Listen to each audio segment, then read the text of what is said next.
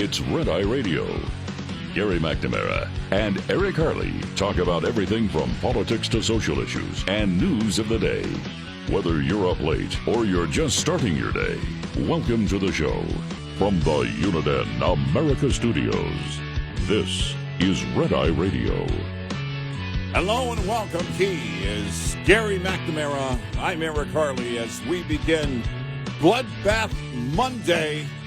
And at the Bloodbath Monday headquarters news desk is Gary McNamara. Well, I went to the blood bank over the weekend, and it was a bloodbath. I'm telling you. Yeah, it really was. I'm thinking that if Buffalo ever gets a baseball team, I'd like to see the Buffalo bloodbaths. There you go. That'd be great. That's a good one. Yeah, we'll go with that. Or if a new football league comes in and Trump wants to buy a team in it, like he did the World Football League.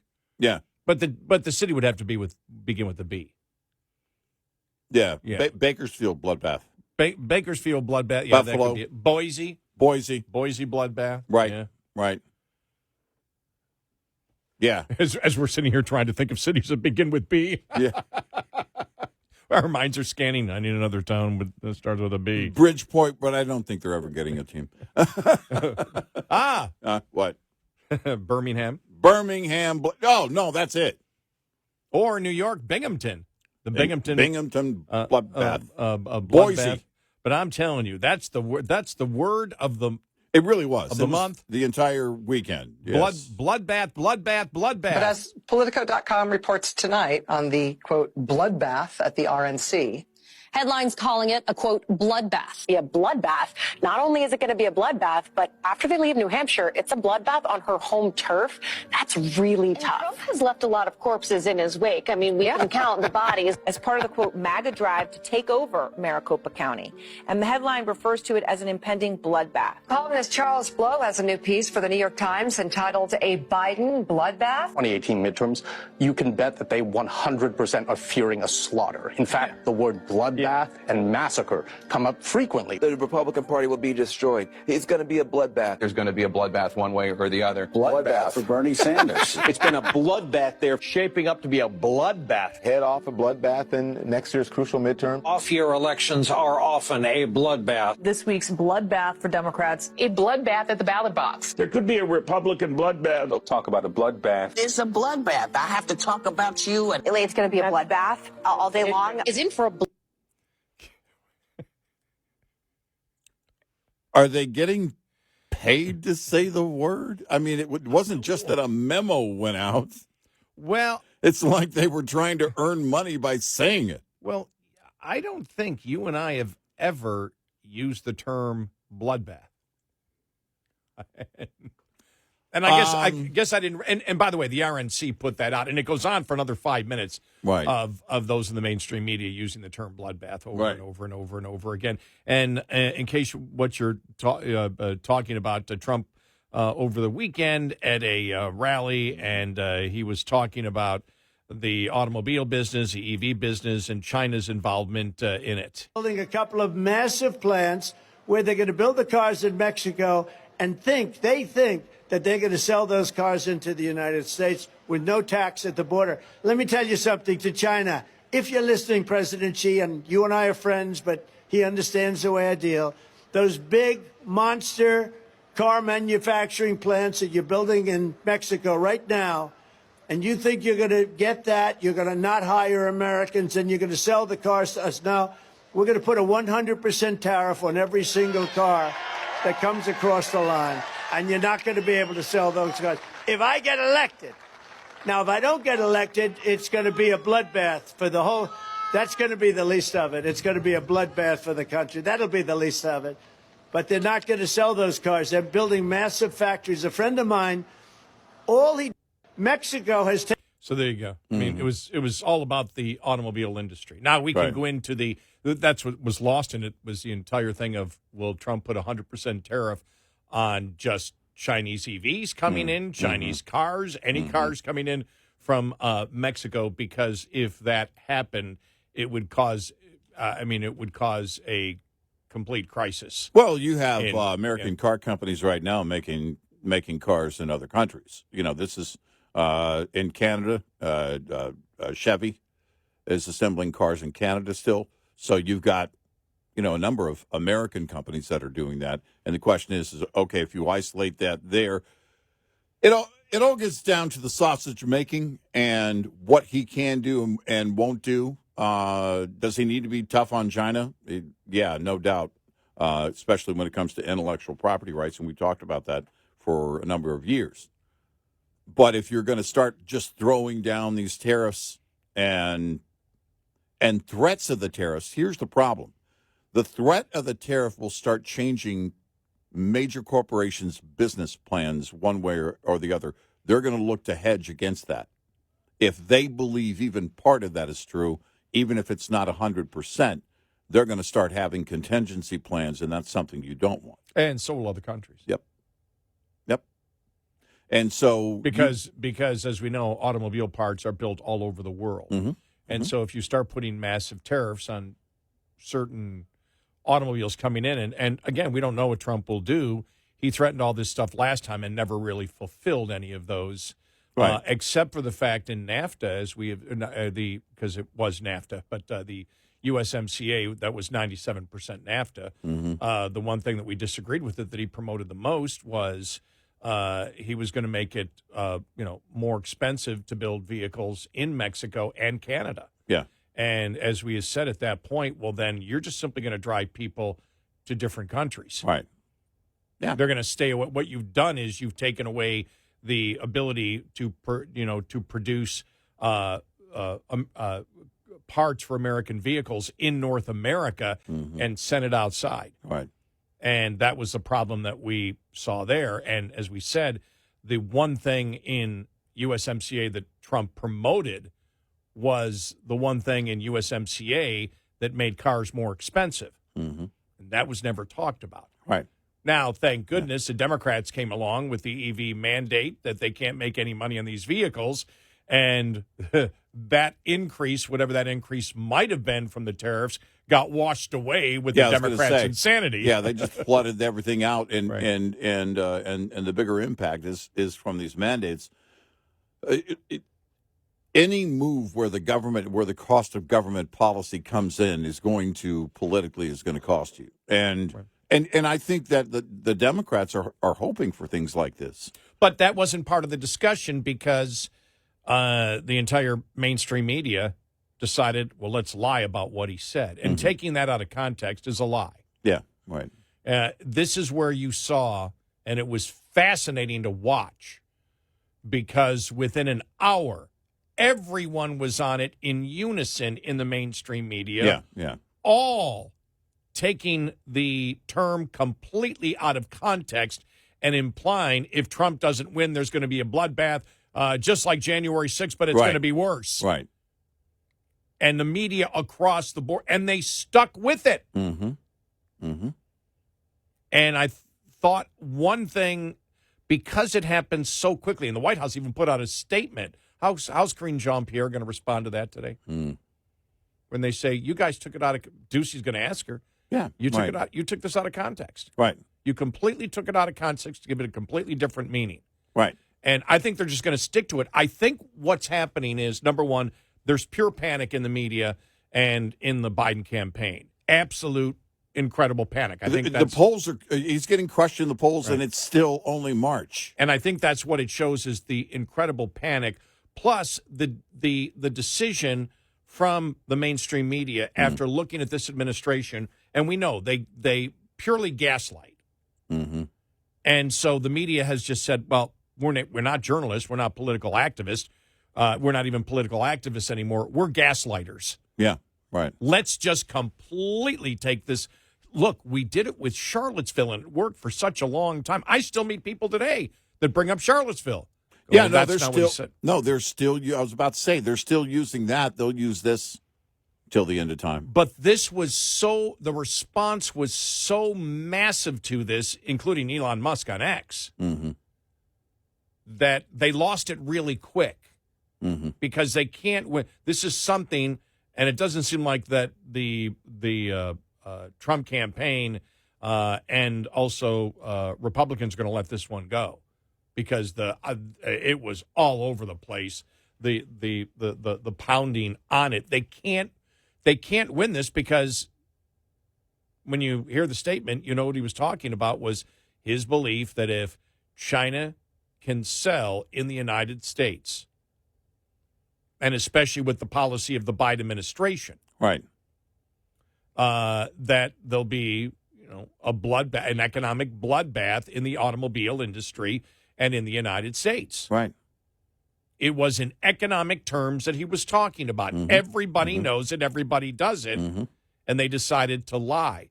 The interesting thing is how quick it happened and how. Now, I know that I did see Elon Musk showed that like Morning Joe tweeted it out and then took his tweet down. Mm. Yeah, because he probably got hammered over it. Yeah. And you even go to, I went to the White House when they put out the statement. I mean, it's got to be 20-1. Yeah. People just pounding the administration for lying about this. Right. And everywhere you see where it was posted on social media, just got blasted for it.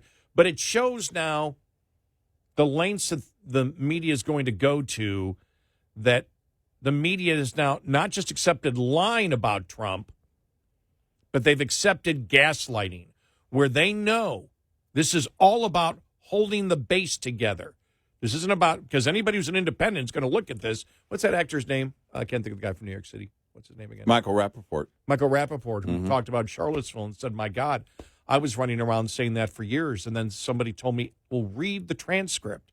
And I read the transcript, and what I've been pounding on Trump for years about, he never said.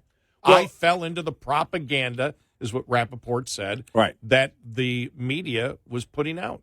Well, and it's that, and here's the thing too. When you put it into the context of any kind of industry, that's really where that word is most applied. Like if the UAW had a massive layoff, the liberal media would be saying at the OEMs, at the car manufacturers, it was a bloodbath. Oh yeah, that's the way we've. If you follow business or any industry, for us, radio, it's often in the trade or in the media. That's how it's used. It's how it was being applied here. That was the context. Nope, we're going to apply it to January 6th. And why is that? Because it's the only thing they have. We've been repeating it for a long time. The only way they can fight back is with lies. The only way they can do that. This is Charlottesville all over again. And look, if he wins November 5th, obviously it goes away. Or does it? Wait a minute. He was threatening by saying it was going to be a bloodbath. You better vote for him or else. It had people voting for him out of fear. I can see it. I can see it right now. We've been doing this too long. And especially surrounding, again, the one guy that they have to lie about repeatedly. You and I talk about it. We just mentioned tariffs. 100% tariffs. You're going to have a problem, not just with China. You're going to have a problem with other trade partners. Look, we need to solve some things when it comes to trade with China, with, again, intellectual property rights and everything else. But when you start throwing out big terms like 100%, which is never going to happen, but when you throw that out and make that promise, that campaign promise, companies and trade partners start making plans accordingly. And that's a problem. Because we don't want them changing these established trade routes, any of them. The domestic companies, that benefit from trade, we don't want them being the victim of some kind of massive shift because of something that looks like a promise that would be fulfilled. That's just how you have to plan. Companies and countries alike trade partners would start making plans that they believed more and more that those trade routes were going to be disrupted. Yeah, I also think, and this is me, again, putting my political consultant hat on, that Trump needs to go to a teleprompter and stick to the teleprompter at speeches and make all of his speeches from now until November like the Mount Rushmore speech on that July 4th. Hit the problems. I have no problem with the automobile thing. I have no problem him using that term with it whatsoever. But on all the 5 major issues, he needs to stick. He needs to stick with it. He veers off to things that nobody cares about because the only thing you care about now is getting the independent and the disillusioned Democrat. And by bringing up DeSantis as he did and saying he beat DeSantis like he beat ISIS, stop it. Stop it. DeSantis isn't the threat. No, there are no members of the GOP right now that are the threat. The threat, right? The only threat is the Democrats. Right. Go after the Democrats. Right. And so I just again, I've always said this. I got a few people angry, but it's I don't care. But it's he wins. Whether he wins or not is based on what Donald Trump does. Yeah. If he does it right, he'll win. If he does it wrong, he'll lose. Right. He can lose this election. He can also win the election very easily. He has to remain disciplined in his message because his only goal should be independents and disillusioned Democrats. Your base is solid no matter what. Right. Yep. 866-90-RED-EYE. This report is brought to you by Shell Rotella. With advanced synthetic technology, is designed to help keep your rig running with more mileage and less maintenance. It's not always easy to spring back from the harsh days of winter to warmer months ahead. From de-icing chemicals to hidden debris underneath snow and ice, winter conditions can do serious damage to your truck. Here's a must-do maintenance check to help you minimize downtime and stay rolling. Make sure your fluids are at proper levels ahead of spring. Fluid is to trucks what blood is to the human body. Low fluid can be just as harmful as no fluid, and the damage this will cause to your truck is unavoidable. Pay attention to your engine oil, coolant levels, power steering fluid, transmission fluid, brake fluid, and differential fluid. Get in touch with Red Eye Radio, toll free at 866-90-RED-EYE.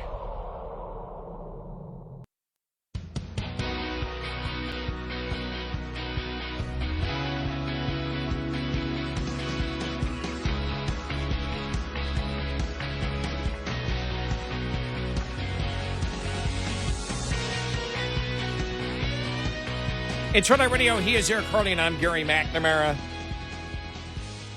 Bloodbath Monday. Welcome. I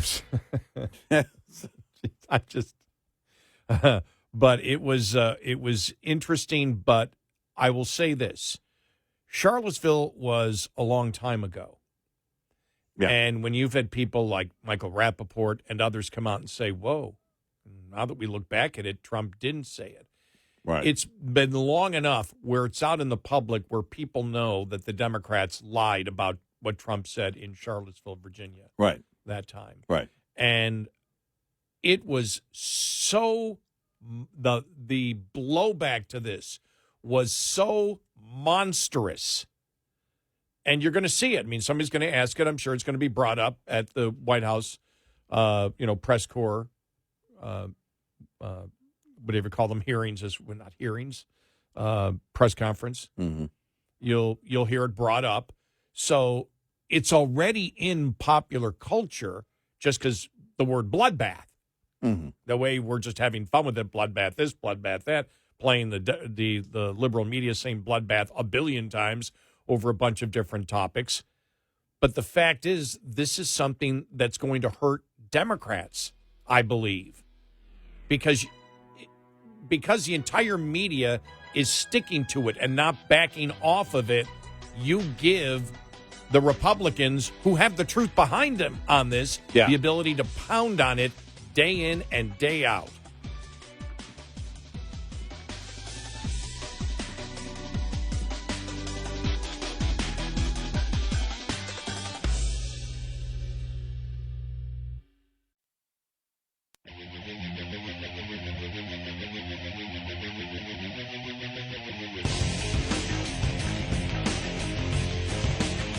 You're listening to Red Eye Radio from the Uniden America Studios.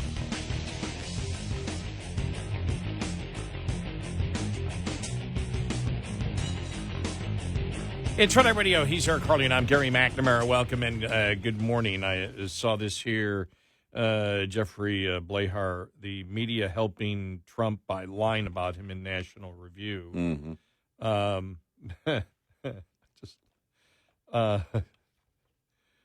He writes here, since you are not a child, you know why online commentators are misrepresenting this event with such eagerness and why media outlets are carefully and suggestively framing their headlines. They very much hope that you will scan them quickly and think that Trump threatened a new January 6th. Hawaiian Senator Brian Schatz helpfully read the stage directions aloud on Twitter last night. Well, that would be X. Headline writers, don't outsmart yourself. Just do, quote, Trump promises bloodbath if he doesn't win election, end of quote. Right. The idea is that most people will not check, and the impression that Trump is always threatening violence will settle into people's brain as a subliminal background message. This is a Democrat and media, but as the old joke goes, attempt, however, disingenuous and dishonest, to keep the image of Donald Trump as a January 6th chaos agent fresh in the minds of the public, whose tolerance for 4 more years of Joe Biden is actually lower than his actuarial chances of survival over the next 5 years. Yeah. With this message reach, will this message reach largely middle class and suburban voters as it did in 2022? The jury hasn't even retired to deliberate on the matter. The case is still outgoing, but I can tell you who have already tuned out: minority and working class voters who are not inherently political animals like so much of the middle and upper classes, and simply don't care about loose rhetoric at a campaign rally. These people vote on the basis of their pocketbooks and the safety of their communities, and to whatever extent they care about January 6th, they have long since priced it in while living through an increasingly cramped prospects of Joe Biden's era of shrinkflation. Those who mock the Biden campaign for mainstreaming the term should quietly thank it for publicly tying the president to a modern misery that people hold him and not the food manufacturers responsible for. Yeah. We talked about that, and right. After the State of the Union address, we realized this bit Biden, it didn't help at all. And you notice they're not really talking shrinkflation anymore. Right.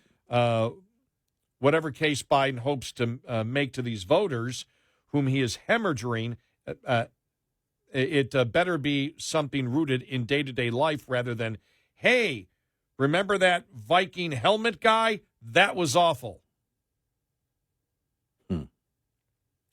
Furthermore, to whatever extent that these voters, or the educated voters the Biden coalition is desperately clinging on to, care about Trump as a loose cannon, they read stories such as this and react with contempt about realizing that they have been deceived. They do not think, now that Trump's honor has been vindicated, I shall fiercely support him, unless they are bots from Macedonia. But they do begin to act like the villagers in the old fable about the boy who cried wolf. He's bad, but he's not bad like they say, and that makes me suspicious. Because that's the point. Independents and Democrats that are willing to listen right now, and there's a ton of them out there, will look at this and say, well, wait a minute. I'm on social media, and I just heard the full text. All right, here's my party going overboard again. And then you see the entire mainstream media, and except for Morning Joe, do you know anybody who was backed off in the mainstream media? No. I've not seen one back off in the mainstream media and said, look, we need to stop taking this out of context. Well, this is ridiculous. Here's the thing. The liberal media, I won't say never, but they rarely have a fear of getting burned. And something like this is a pretty simple equation. Yeah, it's not hard. That's the thing. You say something, and when we hear the word bloodbath, we always, again, associate that with, massive layoffs, the collapse of an industry, which means people lose their jobs. It really comes down to a term that is applied to those settings. And here's the other thing. The rank and file do fear getting burned. Michael Rappaport admitted he was helping spread a lie because he didn't do his homework on the Charlottesville thing. On something like this, if you're a Democrat and you're saying to yourself, oh my gosh, you're looking for something that's, oh my gosh, this is devastating, because you don't want to, or not even a Democrat, an independent, anybody who's considering voting for Trump in November, you go, wow, I can't believe he said that. And then you're going to talk to people about why you won't support him. Well, I need to look up the story. It'll drive you to the facts, which you look at and say, wait a minute. Why are they saying something that clearly applies to industry and doesn't apply to any kind of other setting whatsoever? This isn't a threat of a riot. This is talking about how an automotive industry would collapse and people would lose their jobs. Which that's been used, as you pointed out, in layoffs. Every industry. And I know when there's been layoffs in our industry, you go to our trade magazines and it's a bloodbath. Right. Yeah. And so clearly the context was there. And I'll say it again, there's a couple of things that it shows. It shows the absolute panic right now in the media and the Biden campaign. Mm-hmm. Because when the Biden campaign came out with their statement, I'm like, oh, my God. Well, now they've made it official, and now they can be eviscerated by the press saying, look, that isn't true. That isn't true. That isn't true. And you really didn't see, like I said, I was amazed. I went through social media like crazy at anybody who, whether it was NBC, CBS, and I would say the average was 20-1. Yeah. Saying you're lying about this. Right. And this is where when the Biden administration, the media talks about disinformation, yes, yet they are the biggest purveyors of misinformation, disinformation, lying, and this is an absolute perfect example of it, which is why it's important, I think, to point it out today and spend a ton of time on this so people understand this is what we're talking about. Well, that's it. You look at now the White House making a statement about it. What does that mean? There's no doubt in the next few days, Biden's going to use that word, those words, bloodbath. He's going to say somewhere, my opponent is already warning of the riots and the bloodbath. That's the kind of guy that they're sending him on that narrative as president and as candidate. That's a liability for them because he's a known liar. He is over and over again using these falsehoods because it's the only way he can win. This is damaging for him if he does it. It'll fly back in his face politically right away. Yet they've already put it into motion. Man, if you're the White House or his campaign, you don't touch this because you know you're going to get burned.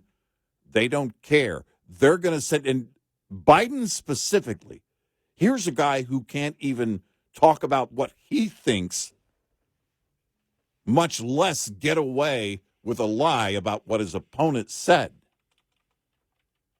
It's just going to be horrible, and it's going to be one of those things. It'll be just like the failed State of the Union thing.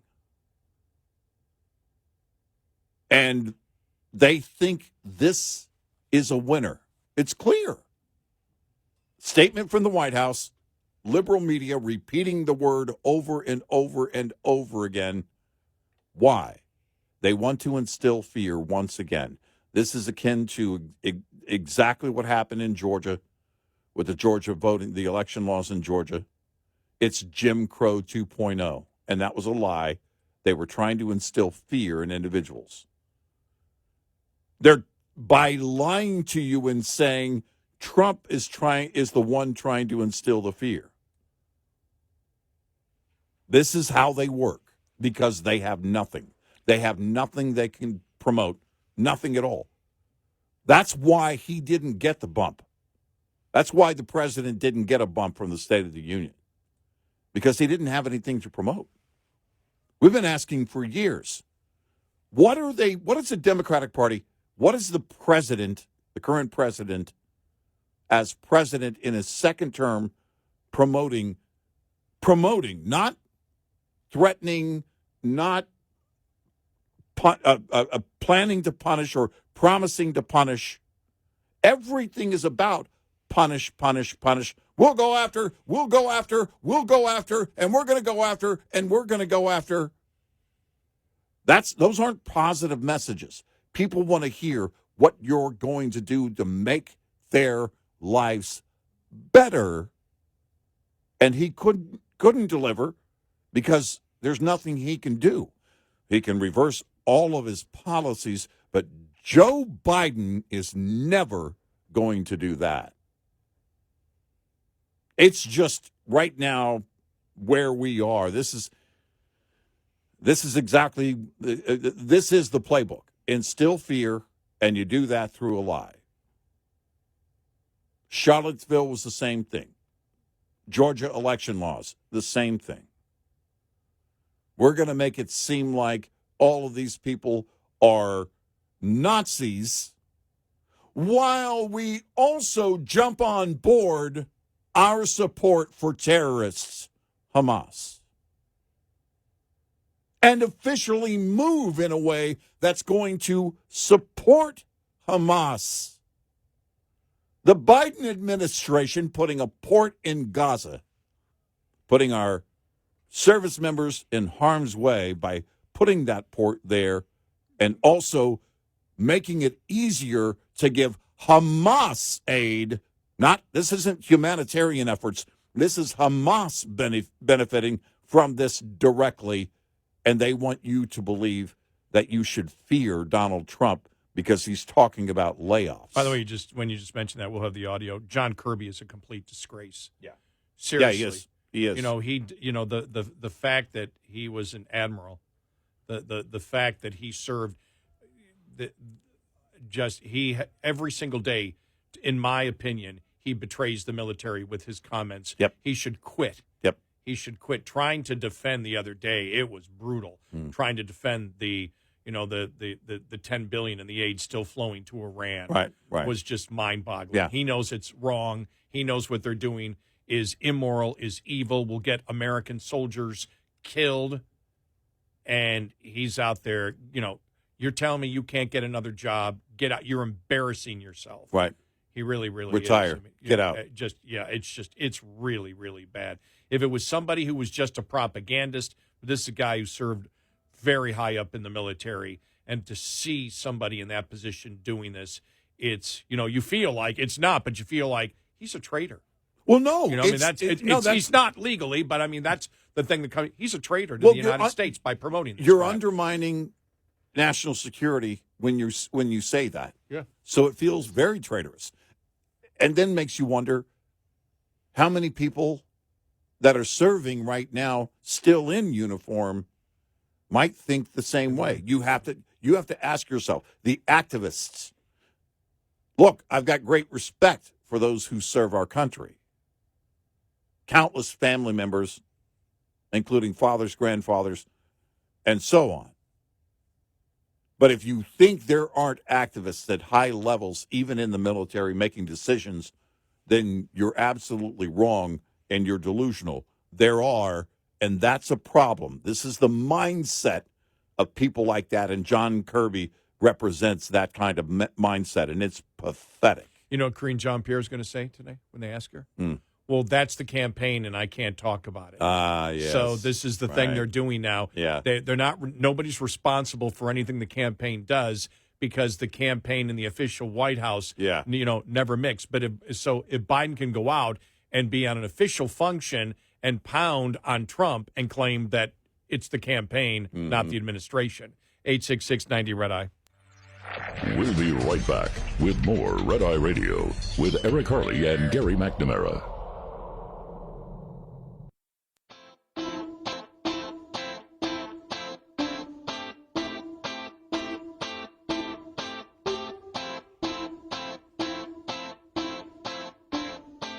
It's Red Eye Radio. He's Eric Harley, and I'm Gary McNamara. Coming up, the Fani Willis disqualification case and the decision that was made on Friday.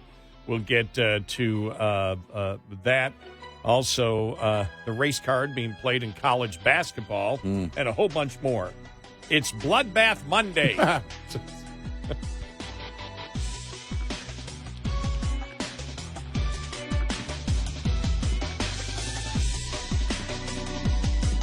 Top of the hour news is brought to you by House Products. Visit houseproducts.com. This is Red Eye Radio on Westwood One.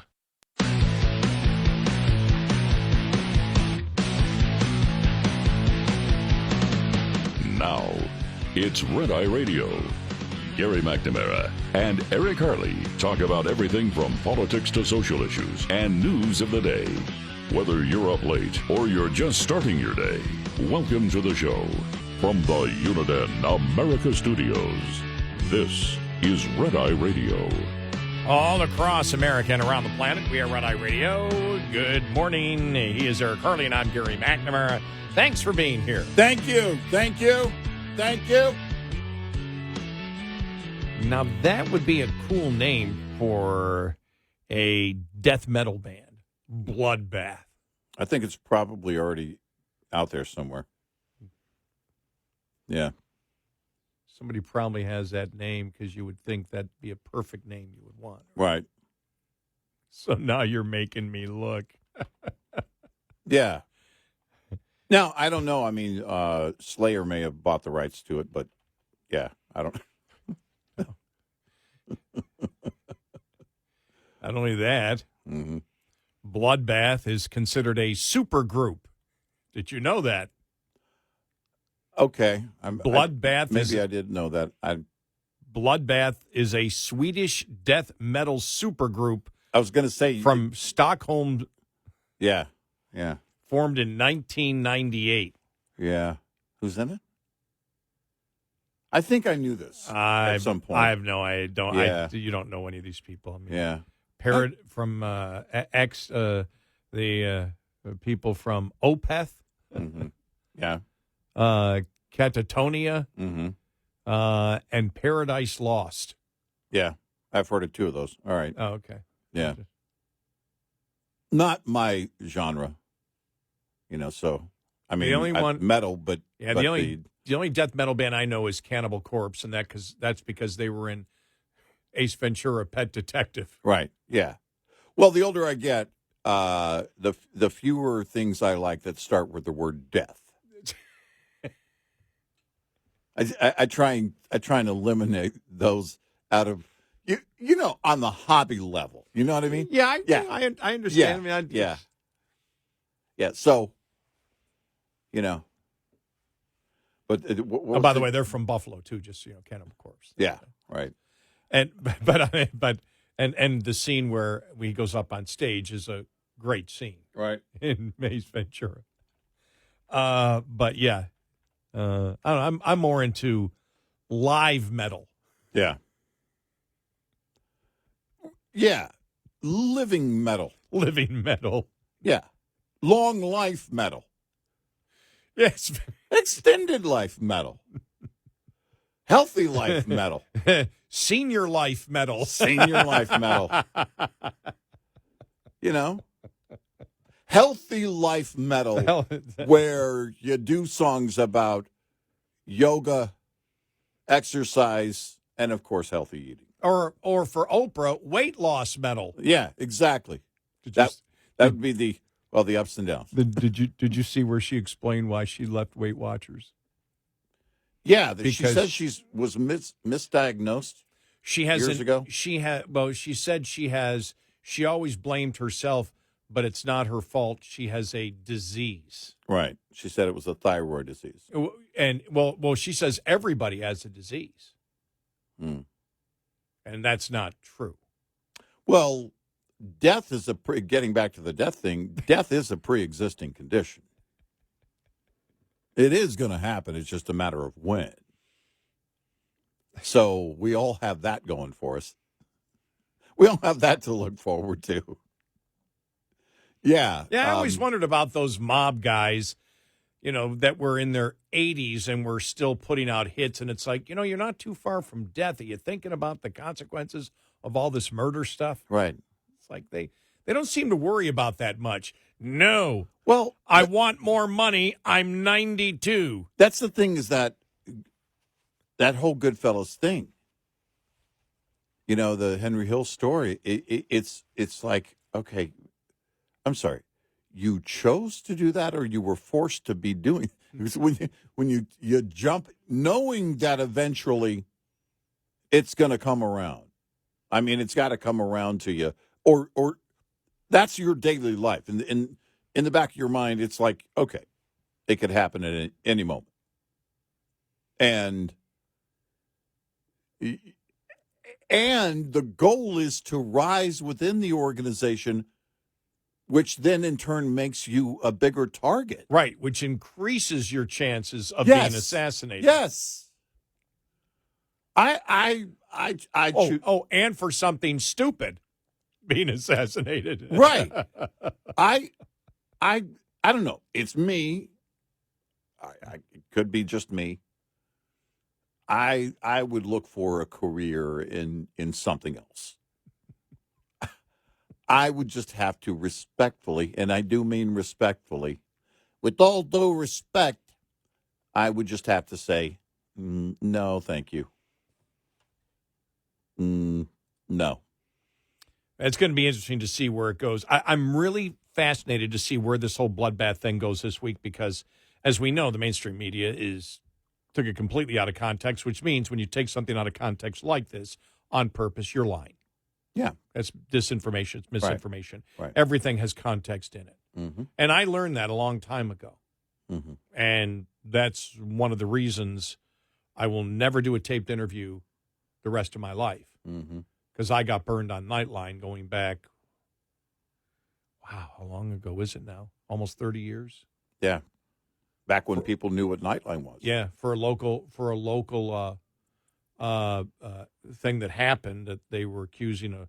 It was very simple. There was a girl that crossed the road and was hit by a vehicle outside the suburban mall. Mm-hmm. And the buses that came in from the city of Buffalo, they wouldn't allow them to park. The buses had to park across the street. The girl across the street was killed, and they said it was racism. And it's because the mall owner did it, which then became the entire city of Buffalo is racist because of that particular situation. And I said, well, that's ridiculous. I don't know what's in the heart of the mall owner, but it was like people that come from inside Buffalo are more likely to be black. And therefore, they want to make it harder for them to get in the store or whatever. And so they made this thing that this is what really got to the whole race baiting thing. And I said, well, I don't know the motivation of that, but I mean, look at the insanity that's happening here. The entire city of Buffalo, the most racist city ever. I go, that's ridiculous. Mm-hmm. And so Nightline came in because I was the only one that said, wait a minute, everybody's gone the left went crazy. I mean, it's a very liberal town. Very liberal town. And so probably even more liberal back then than it might be even now. Okay, I'll take that back. It was more liberal now. But they came in, and they were very excited because they said, you seem to have a very, well thought out, logical opinion. And they set me up big time. They interviewed me for 2.5 hours, used 4 seconds, and took it completely out of context. Yeah, right. And I just said, okay, I'm done. I'll never do a taped interview again. I'll only do it if it's live. If someone wishes to interview me live on the air, I'll never do that again. And so,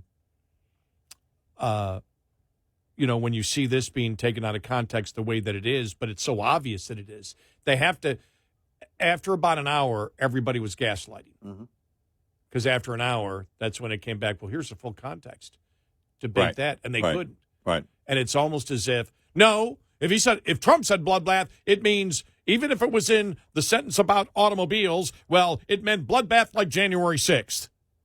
No, I mean, they've been doing that all along. Right. Even in the Russian hoax thing, It was, they were trying to get to a point of, yeah, but you didn't say that, but what were you thinking? What was he thinking? What is his thought? Right. When he uses a word like that, what does he really mean? When you counter with the facts, they come back at you like, yeah, but we know what he really meant. Right. So there is no, again, they'll sit there and you can look at it and go, 1 and 1 isn't, 1 and 1 is 2. Everybody has said 1 and 1 is 2. Trump just said 1 and 1 is 2, but he means 1 and 1 is 5. Right. Why is that? Because we just think he does. Because that's the kind of guy he is. Mm-hmm. Yeah, but everything you've thrown at him to get you to this point to think that he's this particular evil was all false beforehand. Right. And so you've built your mountain on nothing. Yeah. And then you expect to take that mountain higher on more nothing. Well, you can't do it anymore because the public is starting to figure out. And I'll tell you, the fact checking took a little bit of time. You know how they do the listener response on X? That didn't happen immediately. That took a day for that to fully start hitting. Yeah, yeah. But when it was there, it was like, you can't. All you can do in the media is gaslight now on this issue. And so I'm assuming the Republicans will be pounding on it this week, as will conservative media, as they should, and be challenging every single media person on this and look them directly in the face and say, you're taking this out of context, which means you're lying. And you talk about, how dare you talk about misinformation and disinformation when you take something that was based on a term that is used for economic destruction and layoffs, bloodbath, when he was talking about the automobile industry in the United States, and if China gets certain advantages, that it will be a bloodbath when that term is used all the time. For you to take that out of context, you're lying. You're the problem. Yeah. Conservatives aren't the problem. You're the problem. You're the one. And this is the clear evidence, and this is why this thing is so clear that Republicans cannot let this thing slip by. You've got to pound on this all week. You've got to challenge everybody on this wherever you go. Yeah, the truth here is easier to see even than the whole Charlottesville thing. You had to really go back and, like Michael Rappaport. For those of us who believe in the truth and adhere to the truth, it wasn't hard. But if you had to go search on the Charlottesville thing, by the way, the reason it was hard is because a lot of the liberal media edited what he said. Yeah. So you had to go back and find a transcript. When we hear the word bloodbath, we know what it applies to.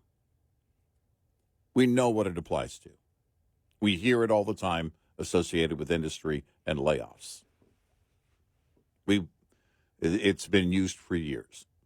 It's how it's being applied here, but nope, can't let any opportunity go by, and this opportunity is to instill fear once again by lying. And that's what the Democrats do. And you have to ask yourself, well, why do they need to do that? Because it's the only thing they have. And the fact, understand, they jumped on it so quickly, knowing that they would be fact-checked for it. Yeah. They knew they were going to be pounded. The Biden campaign knew that they were going to be, viciously attacked and challenged. But I do believe that when this comes up, Karine Jean-Pierre will say, well, that's the campaign. That's not us. Mm-hmm. And I don't want to break the Hatch Act. Mm-hmm. Well, you're not. That's an official, is that the official position of the White House then? Or does the campaign under Biden have one position and the White House have a different position? That's how you should ask the question. Right. We're not asking you to judge the campaign. We're asking you, does the White House believe what the campaign does? And the moment the president says something and uses the word bloodbath, then he owns it as president. Right. But they'll say, no, that's the campaign part of it. Mm-hmm. No, these are official functions. You say it these as aren't campaign president. Rallies. Exactly. But I can't. Let's see how. I'm going to take a jump on this. I do think that's what she'll say. That's the campaign. It's not us today. Mm-hmm. Unless she's challenged on that. And we're telling the White House press corps, this is how you challenge it. The campaign said this and took bloodbath out of context, which makes it a lie, Karine. We're not asking you to give an analysis or to defend what the campaign is doing, because You're not part of the campaign. You're part of the White House. So the question is, does the Biden White House agree with the Biden campaign? Yeah. That's how you do it. That's how you phrase that question. We're not asking you There's zero fat in that question. Right. We're not asking you to judge or make a comment for the campaign because we know your sensitivity to the Hatch Act, which you violated by, I believe, using the term MAGA many times. I had to stop doing that. But since you're so concerned about it, does the Joe Biden White House agree with the Joe Biden campaign? Right. Will it be asked that way? It's going to be asked. Will it be asked that way? I think that's probably, I might have left something out, but I think that's, I'm doing this off the top of my head as we do a lot of things because we're 5 hours long overnight. Yeah, but I would think we don't have prompters. Yeah, we don't, no teleprompters here. Yeah. There really is no way to get around it unless you that's going to be her version of a no comment. And under the guise of she would be violating the Hatch Act. And then she'll go on for 10 minutes talking about the Trump campaign. Right, exactly. Right, she can't mention bloodbath, can she? If she mentions let's it, then see it if she becomes does, because that was a campaign stop. 866-90 Red Eye. Brought to you by FPPF Fuel Power Max. Uncompensated detention at docks frustrates drivers of all stripes. If you're an owner-operator, you have at least some control over the matter. Make the subject a standard part of your rate and/or contract negotiations on the front end. You can use your own numbers to calculate an hourly rate to compensate for lost income opportunity, as well as fixed costs, which don't stop when the truck stops. Those two elements of a fair detention rate were deemed appropriate by most of Overdrive's audience almost a decade ago. We've used income, fixed costs, and miles average of our owner-operator business services from ATBS's clients to compute an average $64 an hour detention rate then. And 10 years later, the figure is $83 an hour. Use your own numbers to calculate your rate. A simple conversation with any broker or shipper or your carrier if you're leased about what you're putting in the rate might yield results you don't expect. Owner-Operator Business 101 is provided by Overdrive's Partners in Business program. Go to overdriveonline.com to the Partners in Business section of the website for more details on this and many other topics. Brought to you by Shell Rotella. With advanced synthetic technology is designed to help keep your rig running with more mileage and less maintenance. Coming up, more with Gary McNamara and Eric Harley. It's Red Eye Radio.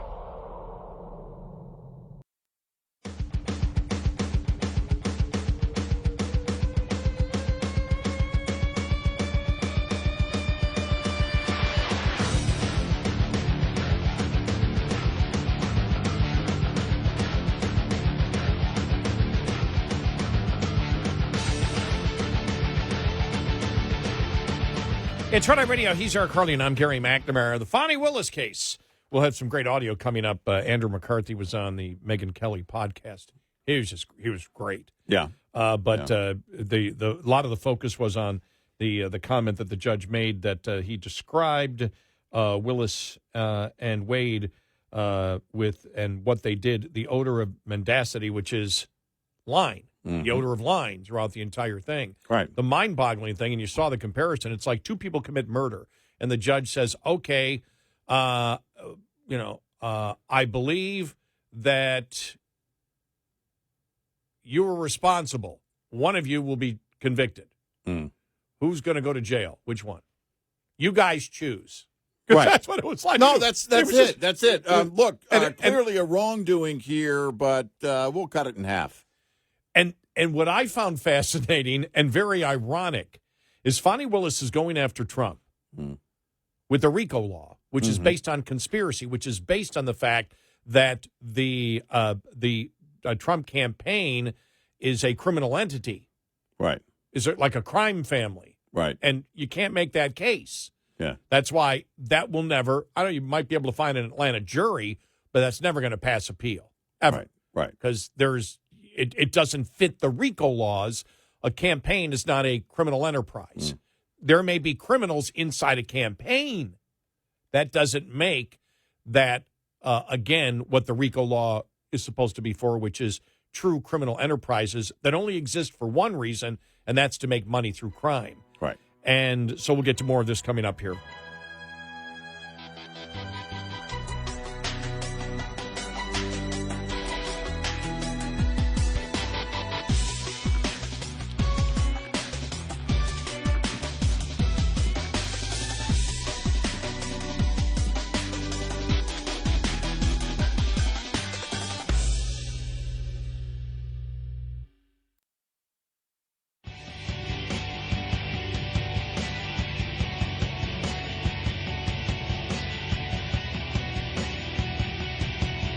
Soon, they'll be going into a deep dive.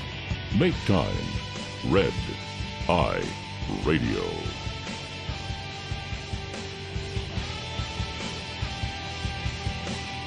It's Red Eye Radio. He's Eric Harley, and I'm Gary McNamara. Download our Red Eye Radio app and listen when and where you want if you can't listen live overnight. To complete my thought, I thought I had enough time, and I did not.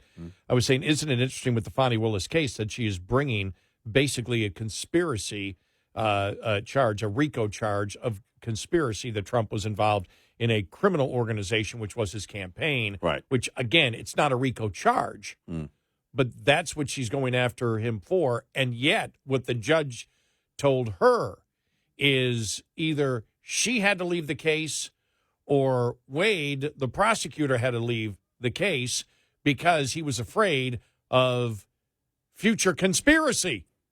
Right. And the conspiracy can only end if one of them is gone. Right. Yeah, this will change everything. And the conspiracy would be they continue their relationship, which is a conflict. So even though they told him we don't, the relationship has ended, he believes it's not going to end. Therefore, one of them has to leave. That's what he's communicating as he is trying to make the case that even though he believes they lied, there is no evidence, the text messages and everything else involved in it, that the evidence isn't enough to kick both of them off the case. It was really bad. Let me get to this. This was an interview. Andrew McCarthy does 99% of the talking here, which is great because he's got a great legal mind. And he's on with the Megyn Kelly podcast the other day. What's your reaction to the ruling?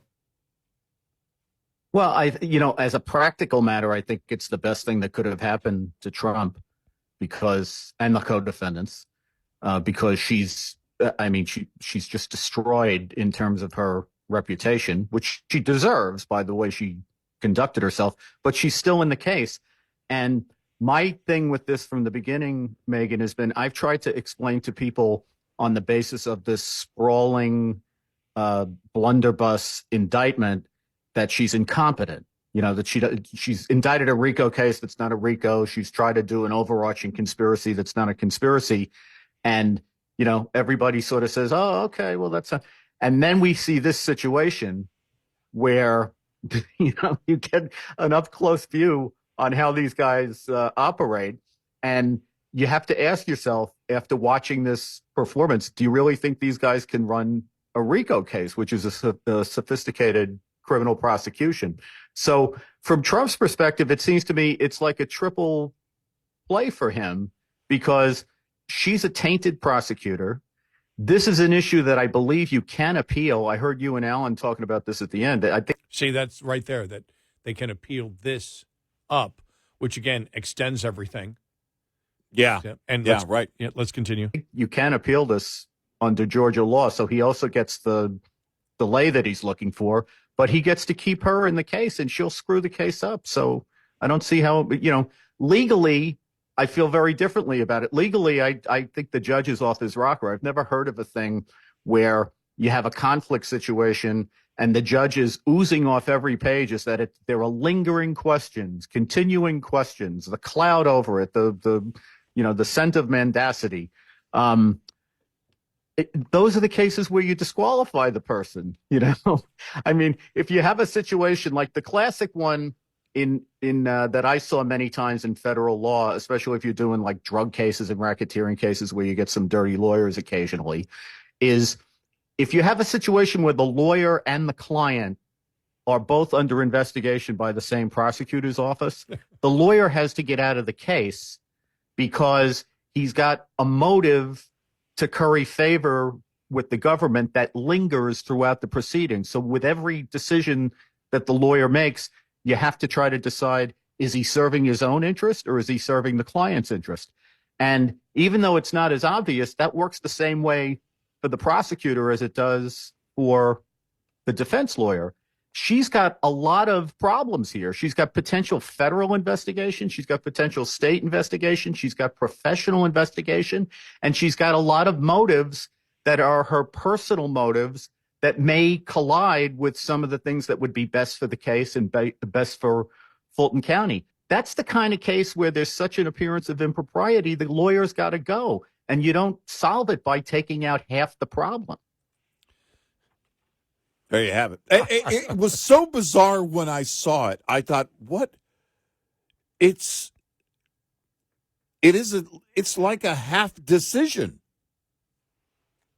It's like the judge came back and said, I'm only going to make a half a decision. I'm only going to read half my opinion. Either there was a conflict or not. This whole idea of, well, okay, fine. And then the choice. Either you're gone or he's gone. What? And what? Did you hear McCarthy's laughing because it's just like it gets so everything with the left. Yeah. You know, and when the leftist judges are involved, whatever it is, I mean, it's to the point of absurdity. And by the way, McCarthy wrote this in National Review here to go along with that from the Megyn Kelly podcast. This is undoubtedly a political reason for this decision. McAfee is a Fulton County judge who presides over cases brought by the DA's offices. DA's office. He did not want to make a formal finding that the DA had lied, although the evidence, even in his halting recitation of it, screamed out that she did.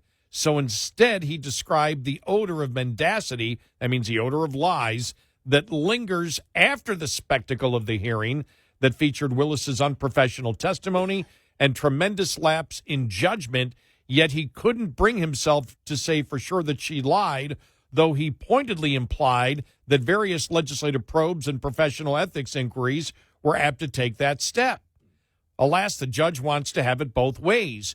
He wants you to believe that he knows that the DA's testimony was perjurious in collusion with the testimony of Wade, but he is loath to formally rule that it was, a ruling that would have ramifications, and this is really interesting, not just for the Trump case, but for every single case that Willis now brings before the county court. Everything, how does it not apply? Yeah, everything she does from this point on is tainted. Right. It's just weird. Obviously, as Willis has collaborated with Wade in the story they presented to the court in trying to beat back the allegations of self-dealing and dishonesty, the taint this leaves on the prosecution cannot be purged by removing only one of them. McAfee seems to think his job is to cure the appearance of impropriety in the prosecutor's office, and that this can be accomplished by subtracting Wade. The judge's job, however, is not to mind the prosecution's reputation. It is to uphold the public integrity of the court and its proceedings. They are compromised by the continued participation of a chief prosecutor who has elevated her own interest over those of both the case and Fulton County, and who may find herself under investigation for crimes at least as serious as the ones that she has charged. Wow. I mean, it was I mean, I don't know. You shook your head to that. Yeah, I don't know that I've ever seen such a. It's almost like I'm only going to do half my job. I'm only going to address this decision 50% 80% of the way. It's the quiet quitting of judgments. And then, again, she went to the church, remember? Yeah. And said this is all about racism. She Right. brought the case Right. into the public arena Yeah. and lied about what it's about. Right. That's another reason she should be disqualified. That was also brought up. By the way, I didn't know that it could be appealed until Andrew McCarthy pointed that out. That's where I heard it, yeah. And I'm thinking to myself, that appeal is going, as you mentioned, okay, that's going to delay this whole thing because I don't know how long it would take on appeals. But it's going to delay this whole thing. But look, we said this, it was so obvious. And then the court comes back with a very weird decision here.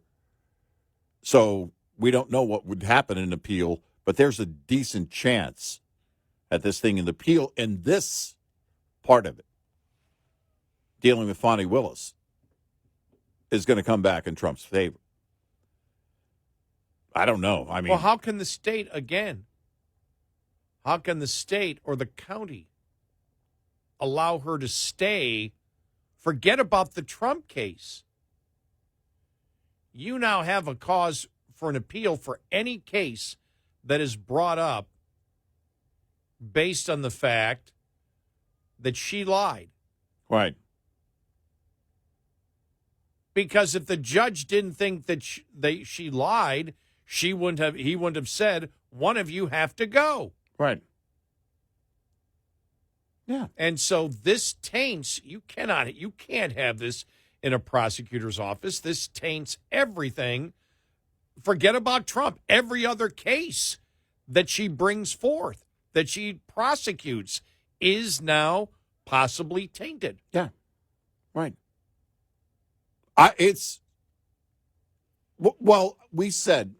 We repeated that that first day of her hearing, I felt like she was auditioning for her next job. That it was quite possible she saw this was the end. They've been found out. You know, remember they tried to get me. This came through his divorce. Mm-hmm. And they didn't expect this to rise to the truth to come out about their relationship. And I think it's quite possible that she saw the writing on the wall, and then she was just going to, do that grandstanding that she did on that day, and in auditioning for her next job because she realizes it's over. But if you apply this, how do you trust her on anything going forward?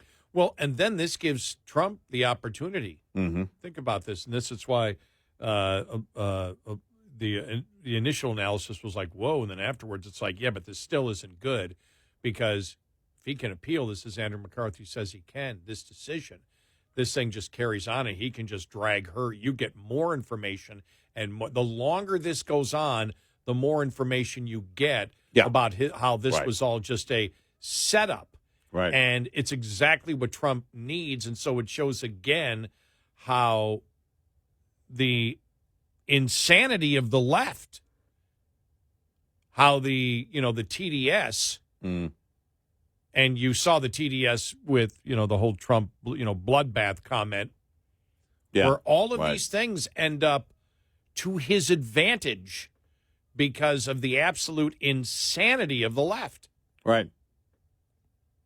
I mean, the judge's decision on this makes that whole thing even worse.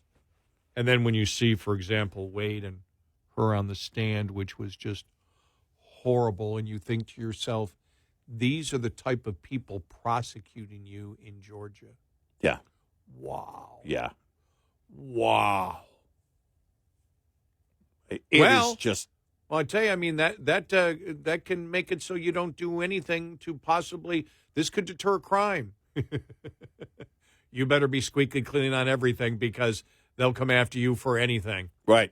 You better hope one of them's not going through a divorce or...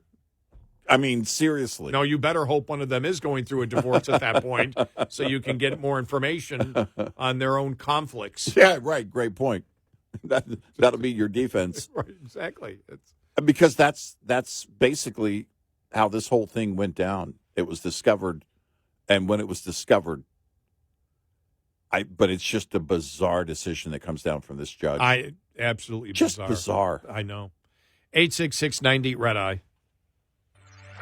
Lines open for your calls. 866-90 Red Eye on Red Eye Radio.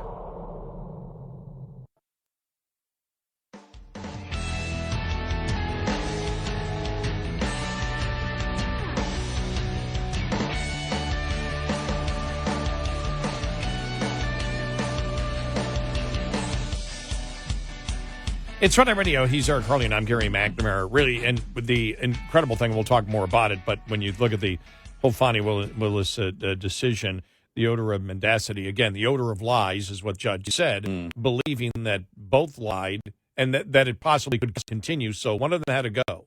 He believes they both lied on the stand, which is perjury. Yeah. Think about that. It's perjury. That's it. That's perjury. They probably both lied on the stand, so one of you have to go. It's just, you shake your head and it's like, okay, yeah, this guy's somebody who's up for election. Right. Well, but, no, that's a great point. Does he believe that's straddling the fence?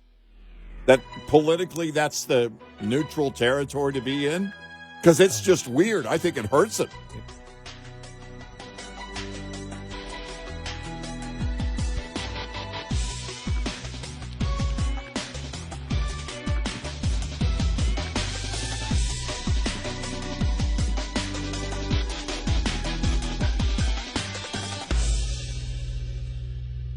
This is Red Eye Radio on Westwood One.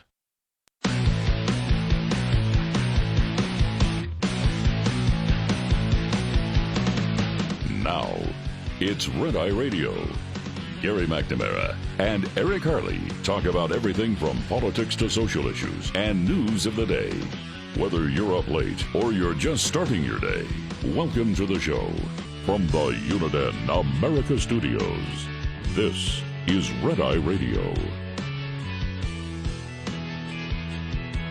All across America and around the planet, we are Red Eye Radio. Welcome and good morning. Thank you for being here this morning. You know, just reading a bunch of different stuff. It sounded like when we had said that Andrew McCarthy was making the case that they can appeal what happened in the disqualification. I don't know. What I'm seeing in other articles is that Trump can use this as an appeal if found, as part of an appeal when he's found guilty. So I'm still not sure whether Andrew McCarthy was referring to. He said he can appeal this, or this can be appealed. Right, and I don't know. But I took that as this decision from Friday could be. So did I. That's how I took it, and I'm just reading other articles. I'm like, well, is that what he is saying, or was he saying that this can appeal? We'll look into it, but I just want to make sure. I don't want to call it definitive because that's what it seemed like Andrew McCarthy was saying. Yeah, because a judgment in the actual case hasn't come down yet, and the phrasing just made it seem like this decision that has already happened, and usually Andrew McCarthy is careful about his phrasing, but I don't know either. Yeah, well, but that's the way I took it. We'll keep you updated on that one. Yeah. Here is on the Fani Willis case. Here is Andrew Dershowitz, who was on with Larry Kudlow on Fox Business on Friday. What do you make of this Fani Willis story so far? Well, this judge tried to be Solomon. He cut the baby in half and the baby died. This was a terrible, terrible decision. Ah, interesting. He says, I have reason to believe and doubt the credibility of her testimony. That's just a euphemism to say she was lying through her teeth when she denied having an affair and when she claimed she paid back all the money. I have reason to doubt the credibility of her testimony. And then he proceeds to believe her and says, oh, but she didn't benefit at all and she didn't bring this prosecution in order to benefit. You can't have it both ways. This was an attempt to try to satisfy both sides. It was a terrible and dishonest opinion. So he should have said, if I listen to you, this is fascinating, because this is just a new breaking story. He should have said, first of all, to Wade, you're out, and to Willis, you're out. Hey, you're out and you're going to jail because he saw her with his own eyes and with all of our eyes. She looked him in the face and lied through her teeth. She committed perjury. She committed obstruction of justice. She committed conspiracy to commit perjury. She did everything a prosecutor shouldn't do.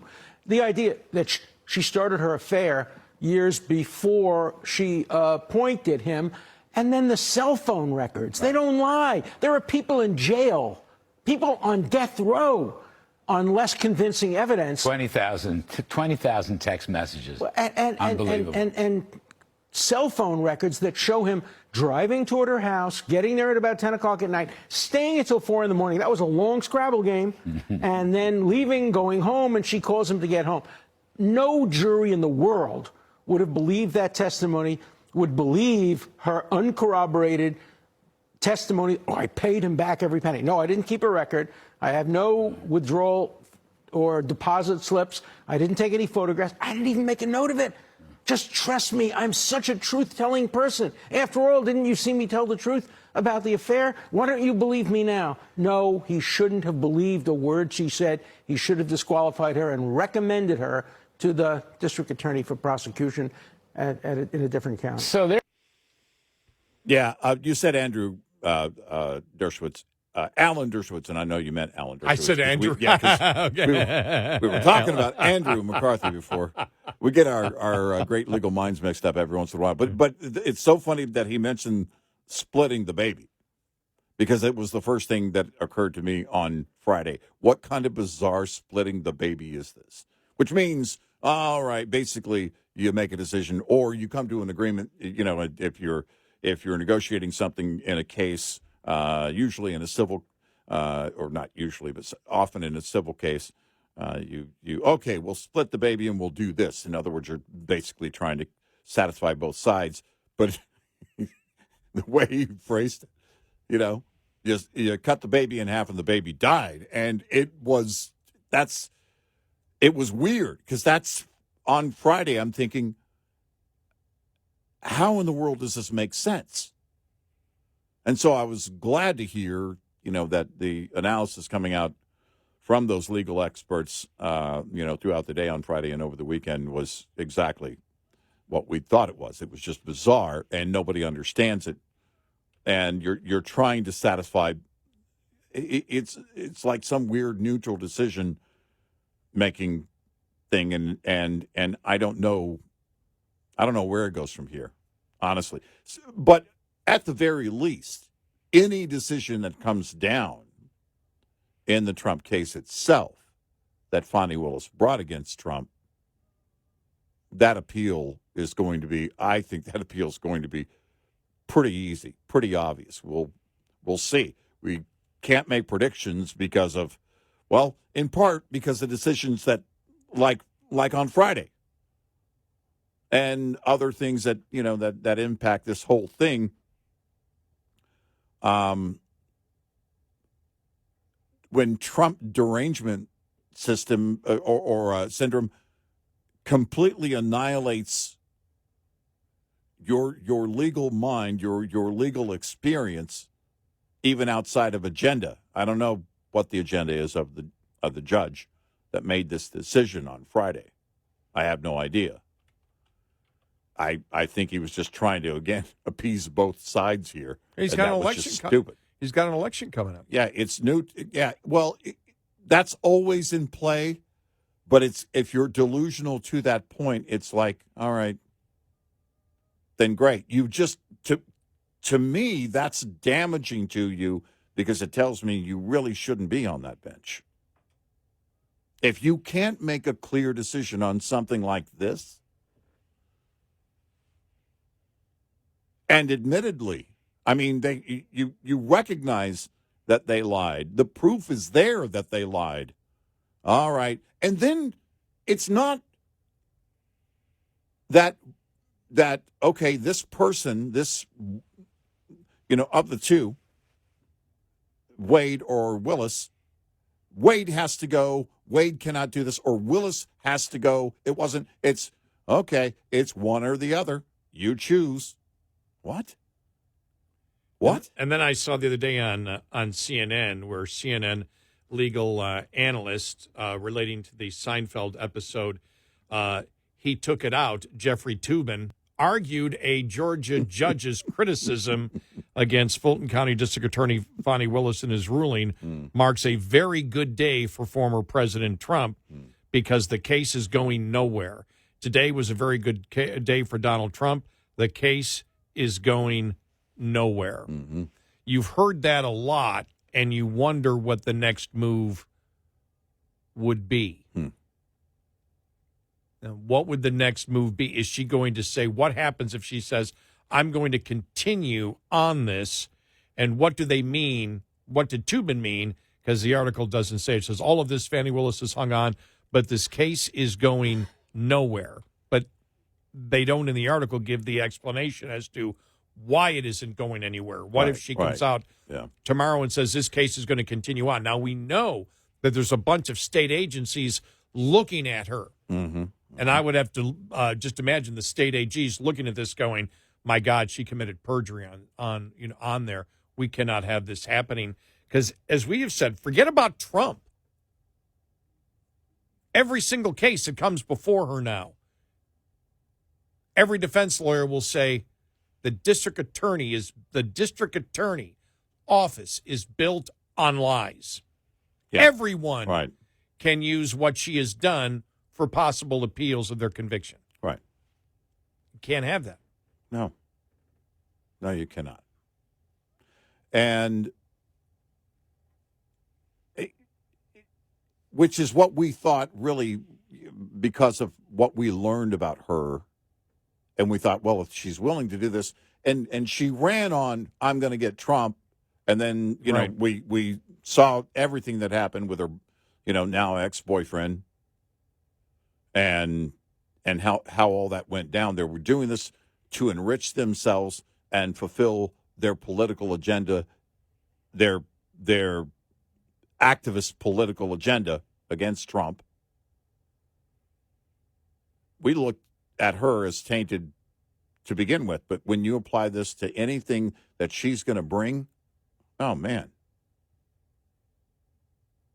It's a lot like when they botch evidence, or you find out that somebody working on a number of cases. In fact, there was a story recently that was similar to this, but over the years they manipulated evidence, or they did this and did that. Well, you got to go back now and you got to review all the cases. Well, any future cases that she's to bring, tell me how they're not in question. And it says, Toobin did say this. He said, I found this further down in the transcript. Despite the lack of disqualification, Toobin said he feels that it is extremely unlikely Willis's case against Trump and the other defendants will go to trial before the fall. Think about this. There's another racketeering case in Georgia where the jury selection, not the trial, just jury selection, has taken a year. This case is never going to trial before the election. Yeah, right. And what's going to happen in that time? Right. How can you allow such a tainted DA to stay in office? Right. It's not over for her yet. No, I think the decision on Friday makes it worse for her. It was clear cut. It was obvious. And I think there are too many people, too many eyes on this right now that are looking at it going, no, this has to be fixed. This wasn't good. Like Andrew McCarthy was saying earlier, well, look, in the long run, this benefits Trump. This benefits the defense here. Because I think in the immediate setting, this is damaging to Fani Willis. Because when you think about that part of the decision, one or both of you have to go. And you're saying, and I know we've said it, but it just boggles my mind. You're saying both are guilty. I'm not going to decide who gets punished. Yeah. You guys decide. You guys decide. Flip a coin. What? Now, we know this is a new twist, for liberals in the judicial system. Right. Oh, we never thought about this. We just said, let the criminals go. Well, why don't we arrest 2 criminals and then let me see what can we do here? Where's Pontius Pilate? Oh, Barabbas goes? Okay. Yeah. Since we're getting close to Easter. Yeah. Yeah. I mean, just like I'll let you guys decide. Do you think he was Pontius Pilate? I really honestly believe, because there are so many eyes on this, because this is so bizarre, that the immediate backlash on Fani Willis is going to happen. And what about other officials in Georgia looking at this going, whoa, wait a minute, what? Well, the state AG has to be looking at this going, yeah, that's my point, yeah. She can't be here. She committed perjury. Right. It's what obvious. This judge did is bizarre, and the judge basically, again, acknowledges. Well, he had to ignore the text messages and the cell phone GPS. Mm-hmm. Cell phone GPS told it all. Right. Sorry, you're gone. Right. Yeah. Well, yep. You figure out what to do with this mess. Right. But because he's not the only one that the judge isn't the only one that has the authority to act here. And no. We'll see. Right. We'll see. Yep. 866-90 Red Eye. Get in touch with Red Eye Radio, toll free at 866-90 Red Eye.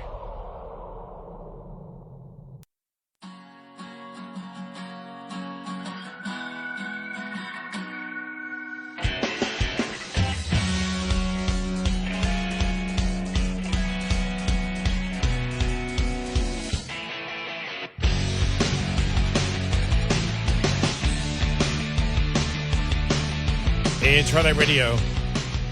He is Eric Harley, and I'm Gary McNamara. And Fani Willis, I didn't see anywhere. I checked Google, in fact, again, and just a couple of hours ago, and I didn't see where she had made a comment yet at this time. I didn't see anything. Because what is she going to say? What's her statement going to be? Is she going to get out there in public and say something? Anything she says, because now the state of there's a number of legislative committees, I'm sure the state AG, she could have possible charges filed against her. I don't. This was simply this is simply a disqualification. But exactly, you think about the evidence that came forward here, especially with the cell phone records. I guarantee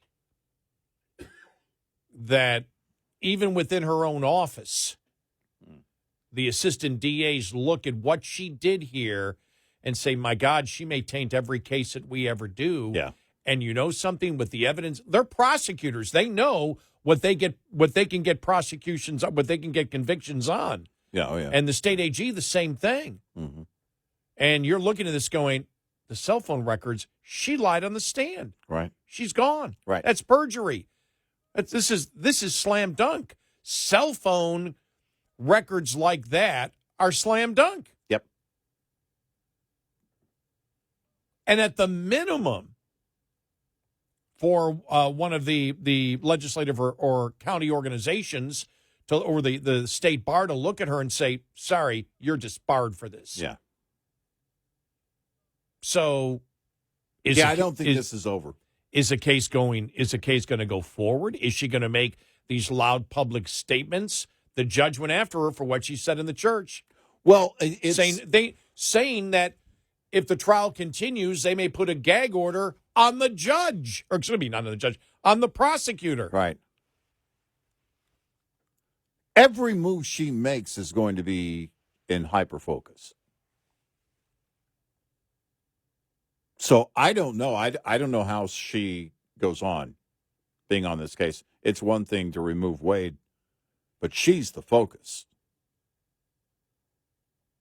Her actions now will be, and words will be under the microscope. And I don't know how politically she survives it. I just don't. Just a weird, turn of events. It would have been less weird, still wrong, but less weird for him to come out and say, "No, you could both stay on the case." Okay, I found what I wanted. Newsweek has it. All right. On a Sunday post on X, formerly Twitter, Trump's attorney, Steve Sadow? Steve Sadow, the lead defense counsel for Trump in the Fulton County, Georgia election interference case, shared the next legal step in an effort to disqualify Willis will be to ask the court to permit a pretrial appeal of McAfee's order. So they can. Okay. There would be right there. That's what we're going to attempt to do. All right. Our first legal option is to ask the court to permit a pretrial appeal of his disqualification order. Yeah. The judge may give it because then he's out of it. Yeah, right. He can wash his hands. The decision goes beyond me. Right.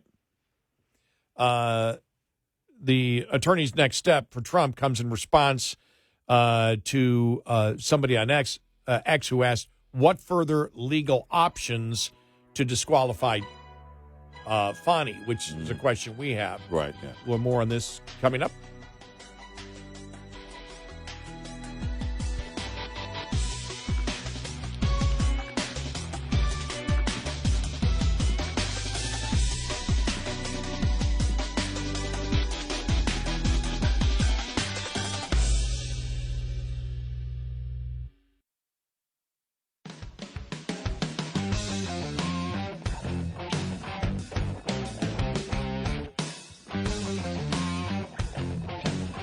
You're listening to Red Eye Radio from the Uniden America Studios.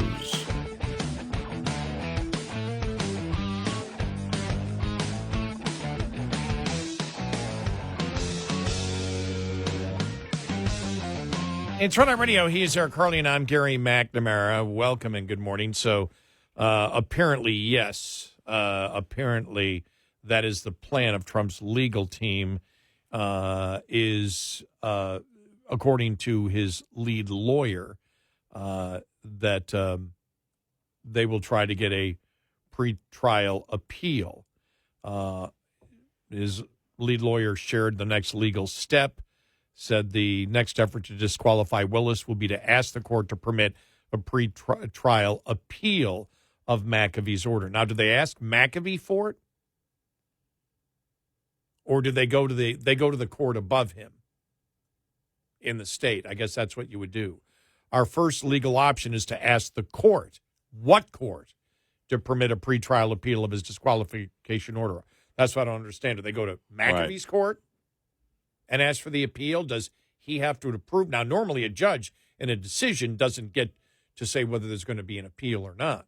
Especially if that appeal is based on that judge's conduct or decision. Right. Someone asked him on X, what further legal options to disqualify Fani? Sadow previously noted the use of legal options to fight the case, telling Newsweek via email on Friday in response to McAfee's ruling, while respecting the court's decision, we believe the court did not afford appropriate significance to the prosecutorial misconduct of Willis and Wade, including testifying untruthfully about when their personal relationship began. We will use all legal options available as we continue to fight to end this case, which should have never been brought in the first place. Because that's the thing. You go to the court above this court, and I don't know precisely what that court is in this case. Right. I don't know how Georgia's makeup of their system is. But with the cell phone records, you're screwed. Yeah. Dershowitz is right on that. Yeah. People are convicted of crimes because of it. Right. Yeah. And so the judge, and this is the thing, the judge did say that even the perception, I heard him right in the very beginning, even a perception of conflict of interest, even the perception of prosecutorial misconduct. You got to go, you got to sit. Right. And if you do that, well, she can't because what she did and how she lied on the stand. But if there's any other type of conflict, you just go, okay, I'm not going to do this. We'll have another office do it, or I stay out of it, or you do whatever, a special prosecutor, things like that. Right. And you don't get in any trouble. It's just a regular conflict of interest. Well, this conflict of interest is also based on their prosecutorial misconduct. Right. Lying in court. Right. Perjury. Still perjury. Yep. And those actions can't be reversed. They can't be undone. And it goes beyond the judge and the judge's decision on Friday. This is, again, being watched. The state AG, where does that come in? The Bar Association, where does that come in? I mean, all of these things are now very much in play. Because had the judge come out and said, the clear conflict here, and both of you got to go, then the dominoes kind of would have fell out naturally. It's like, okay, you're not going to win this. And there wouldn't necessarily be a pursuit beyond that. Maybe. There could be. But in this case, it's like, yeah, we can see the wrongdoing. It's one or both. Or one or the other. Not one or both, but one or the other. And you got to make a decision on which one it's going to be. Well, those that were eyeing this case on the state level in Georgia are now have greater interest of, wait a minute, because justice was not done here. And that's the problem. This is a big problem for Fani Willis. The soap opera will continue. Yeah. Man, some of the memes or YouTube videos going on. Oh, man, they're just brutal over the weekend. I mean, just absolutely brutal. So I don't think any of this is over. I don't know. Just based on the evidence alone. And that means the introduction of the cell phone records. We always wondered, we knew where this judge was, and it said, you can't allow this to continue. Right. Number one, it's a bogus charge against Trump. RICO law doesn't apply here, and nobody can argue it. You really can't argue it. Right. Right. And I would actually, and again, not a lawyer, but I don't understand why you can't go to the judge and say, look, in order to get to the RICO case, you've got to prove that the Trump campaign was like the mob. You can't. That's impossible to do. Right. RICO law is not supposed to apply to a political campaign, even if there are people that are involved in wrongdoing, or even if you have a conspiracy of 3 or 4 people to do something to break the law in a campaign. The RICO law doesn't apply. Right. It doesn't mean you can't charge them individually with committing those crimes, but the RICO law doesn't apply because a political campaign is not a criminal enterprise, and a criminal enterprise is a mob that only exists for one reason and one reason only. To commit crimes. Right. And even if you believe, if you're going to make the case that the day after the election day, the only goal of the campaign was to illegally do whatever in order to win the election in Georgia, it's still the RICO law doesn't apply. Right. Because the day before that, it was not. It was not originally set up as a criminal enterprise. Right. And the day after, if some people, remember, just some, decide to be a part of some illegal activity, that doesn't make it a criminal enterprise on that day. Right. Yeah. Plus, free speech isn't a criminal enterprise. Right. Yeah, there's so when much. When talking about Trump involved in all of this. Right. There's so much, again, that's wrong with this entire scenario. Well, it's like all the cases against Trump. You see the two-tier justice system fully in play here. And quite frankly, the decision on Friday takes that even further. It's because everything, think about it, everything that should be clear and obvious isn't. It should be, legally speaking, a very logical decision. But when you apply Trump to it, nope, it isn't. Well, when you think of everything this weekend, when you think of, you look at the whole Fani Willis situation and how all of this has been handled and how incompetent she is. Like I said, God help anybody who is prosecuted. Well, maybe God will doesn't need to help you. The fact is, because the perception is you are being judged or you are being prosecuted by a DA that will lie and commit perjury on the stand, and the evidence still exists as this is ongoing and those allegations are there. You may say to yourself, well, I'm glad I'm getting judged in this county because I have a better chance of getting off. Right. But I can't imagine being an assistant DA in her office trying to prosecute crimes and knowing, and they know she committed perjury on the stand. Right. They know the cell phone evidence. They look at it and go, God, we could have got a prosecution on her. She cannot wield any respect in that office. Right. They may be fearful. It is not an office being run by respect. No. At all. They're not stupid. Not at all. They know. Everyone knows. Yep. And so, you see, this. You see how the media and the left, the other big story of the weekend, jumped on Trump. As we called it earlier, Bloodbath Monday. Lying about what he said, taking it completely out of context to change the meaning, which is a lie of what he was doing, and getting caught so quickly. It's as if the Trump derangement syndrome or the fear of Biden losing is so great that they literally lose their minds and will do things that gaslight, as we saw, with pure gaslighting on the blood work. I'm thinking of the movie with Clint Eastwood. The bloodbath comment, pure gaslighting, and they're going to get pounded this week by Republicans, and they're not going to have an answer for it.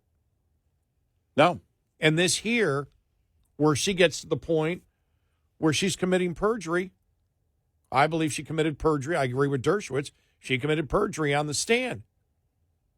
Where a prosecutor ends up so deranged because of their hatred towards Trump,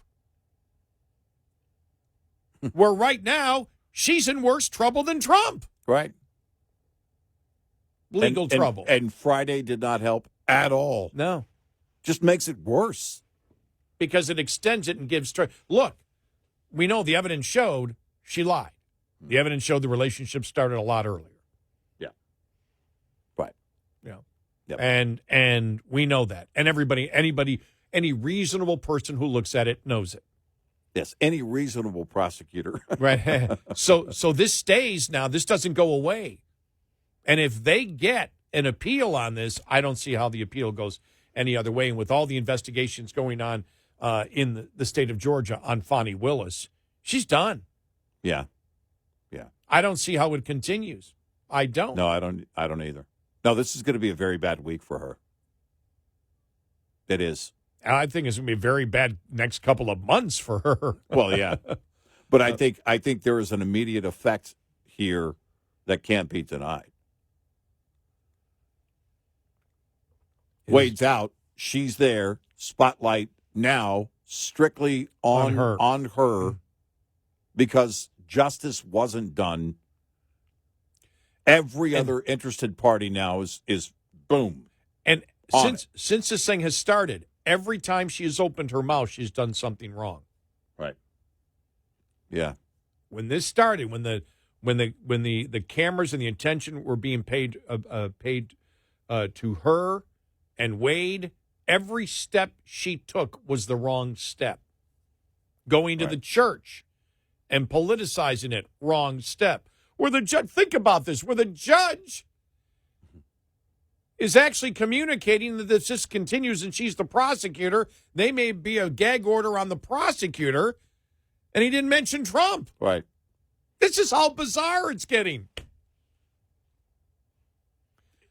It's just, but that's what happens when you get into this. Again, the two-tier justice system built on Trump derangement really doesn't have any boundaries. There's no boundaries because there are no standards. The scary stuff, though, is what you see in liberal prosecutors here. Yeah. And a liberal judge like him making this absurd decision. Right. These are the problems we have in our judicial system right now. And we've been saying since the beginning of every case, everything they've thrown at Trump, if you think they won't come after you, are you kidding me? 866-90-RED-EYE. We'll be right back with more Red Eye Radio with Eric Harley and Gary McNamara.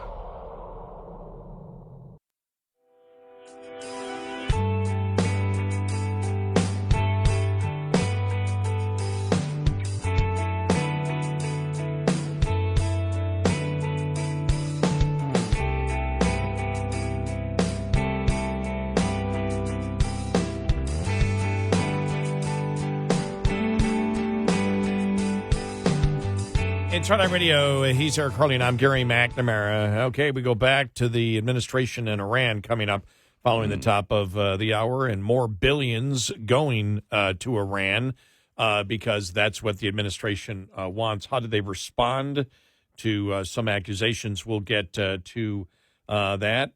Did Biden fill out his brackets yet, or was that just Obama? Yeah. I really hope he does it. Please bring him on. Do a 1-hour ESPN special. Just Biden and his brackets. I just want to hear it. Just let him ramble. Just let him go on and ramble about his brackets. And the identity politics, or the racism in college basketball. Really interesting article that was written last week in USA Today. Just mind-boggling. I'll read you the headline of it. Women's basketball needs faces of the future to be black because of Caitlin Clark. Right. As if the reason she's popular is because she's white. Right. Wow. Yeah.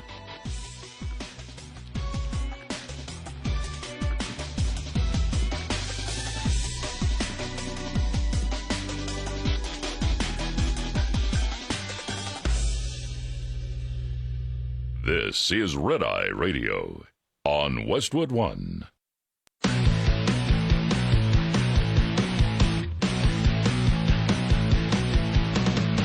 Now, it's Red Eye Radio.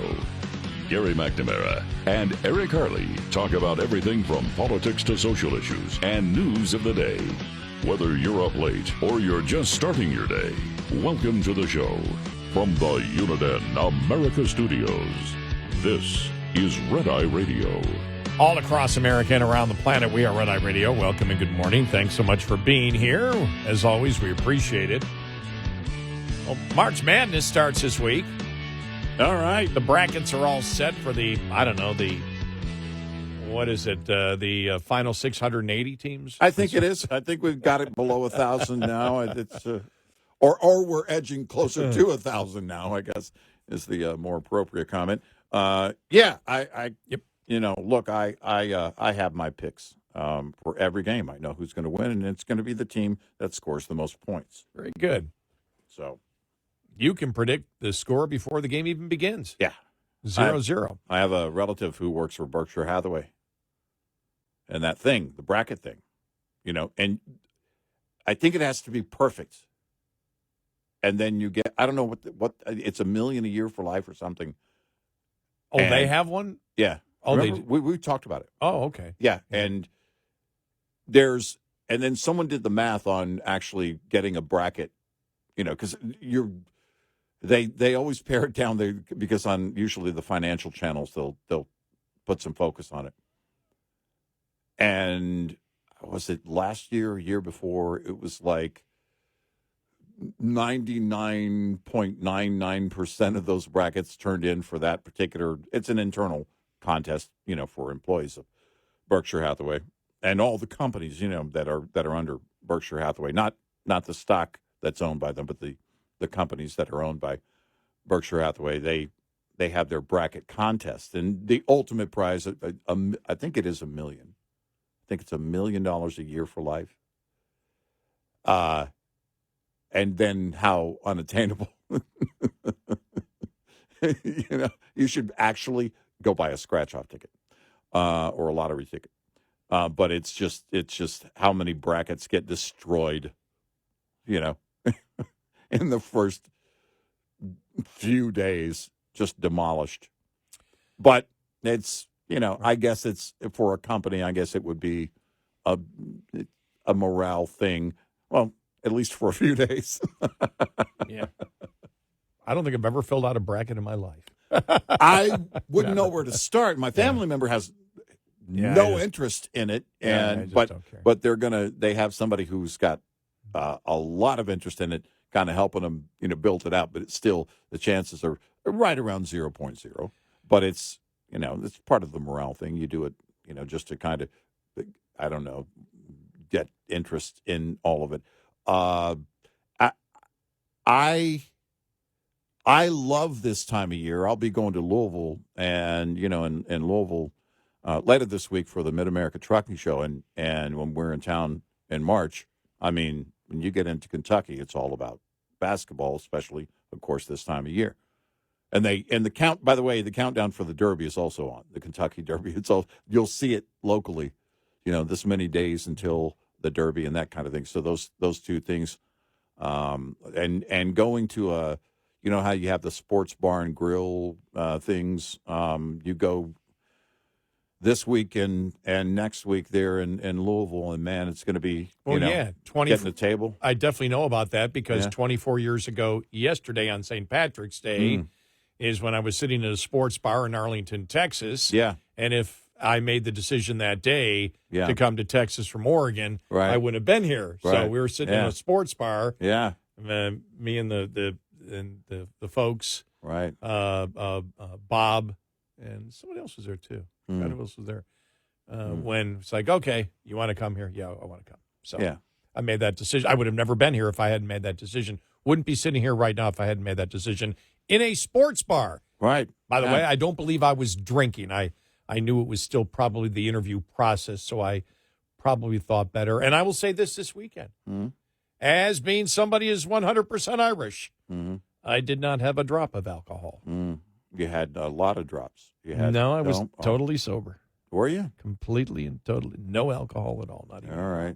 Not even cough medicine. Yeah. Wait a minute. I'm going to. Because if that counts, then no. What about allergy meds? Now, I'm going to make it clear. Not that I try to get buzzed on cough medicine. Well, allergy and cold medicine, or as law enforcement calls it, pre-meth. But I wanted to get, when we're talking about the brackets and everything else, this story that was written over a week ago, and it was in USA Today, Lindsay Schnell, and it was, women's basketball needs faces of the future to be black. And it's all about, as we all know, Katie Clark in Iowa, and the fact that she's white. Right. And I don't want to say anymore. I just want to go. I want to go to this podcast here of the sports commentator Jason Whitlock. Yeah. Who, by the way, is black. And I just happened to come upon this on YouTube. This really didn't get a lot of publicity.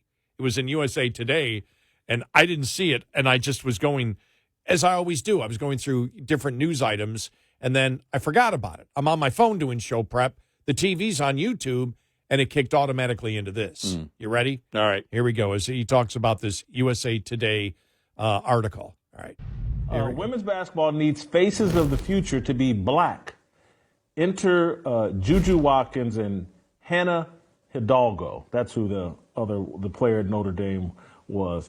And so she goes through a little long description here of Juju Watkins shooting a shot and blah, blah, blah. Then she goes on, with Caitlin Clark headed to the 2024 WNBA draft, where she's projected number 1 overall. Watkins, the nation's leading scorer this season behind Clark, is positioned to become the face of women's basketball. She'll be joined by Notre Dame point guard Hannah Hidalgo, the other favorite. Not lost on any power brokers in the game, both of these players are black, and in a game built by black women, it matters that the faces of the future look like the faces of the past. Steve, and I know this is a white woman writing this, but this level of blatant racism and stupidity, how did America's newspaper, there's no editor, there's nobody at USA Today say, hey man, this is insane. What if someone argued, hey, given Jack Nicklaus and Arnold Palmer and all the white men that built golf, it's important that Tiger Woods be replaced as the face of golf by a white person. They must look like the past. How is this being published? How is this woman welcome in the field of journalism? I just don't get it.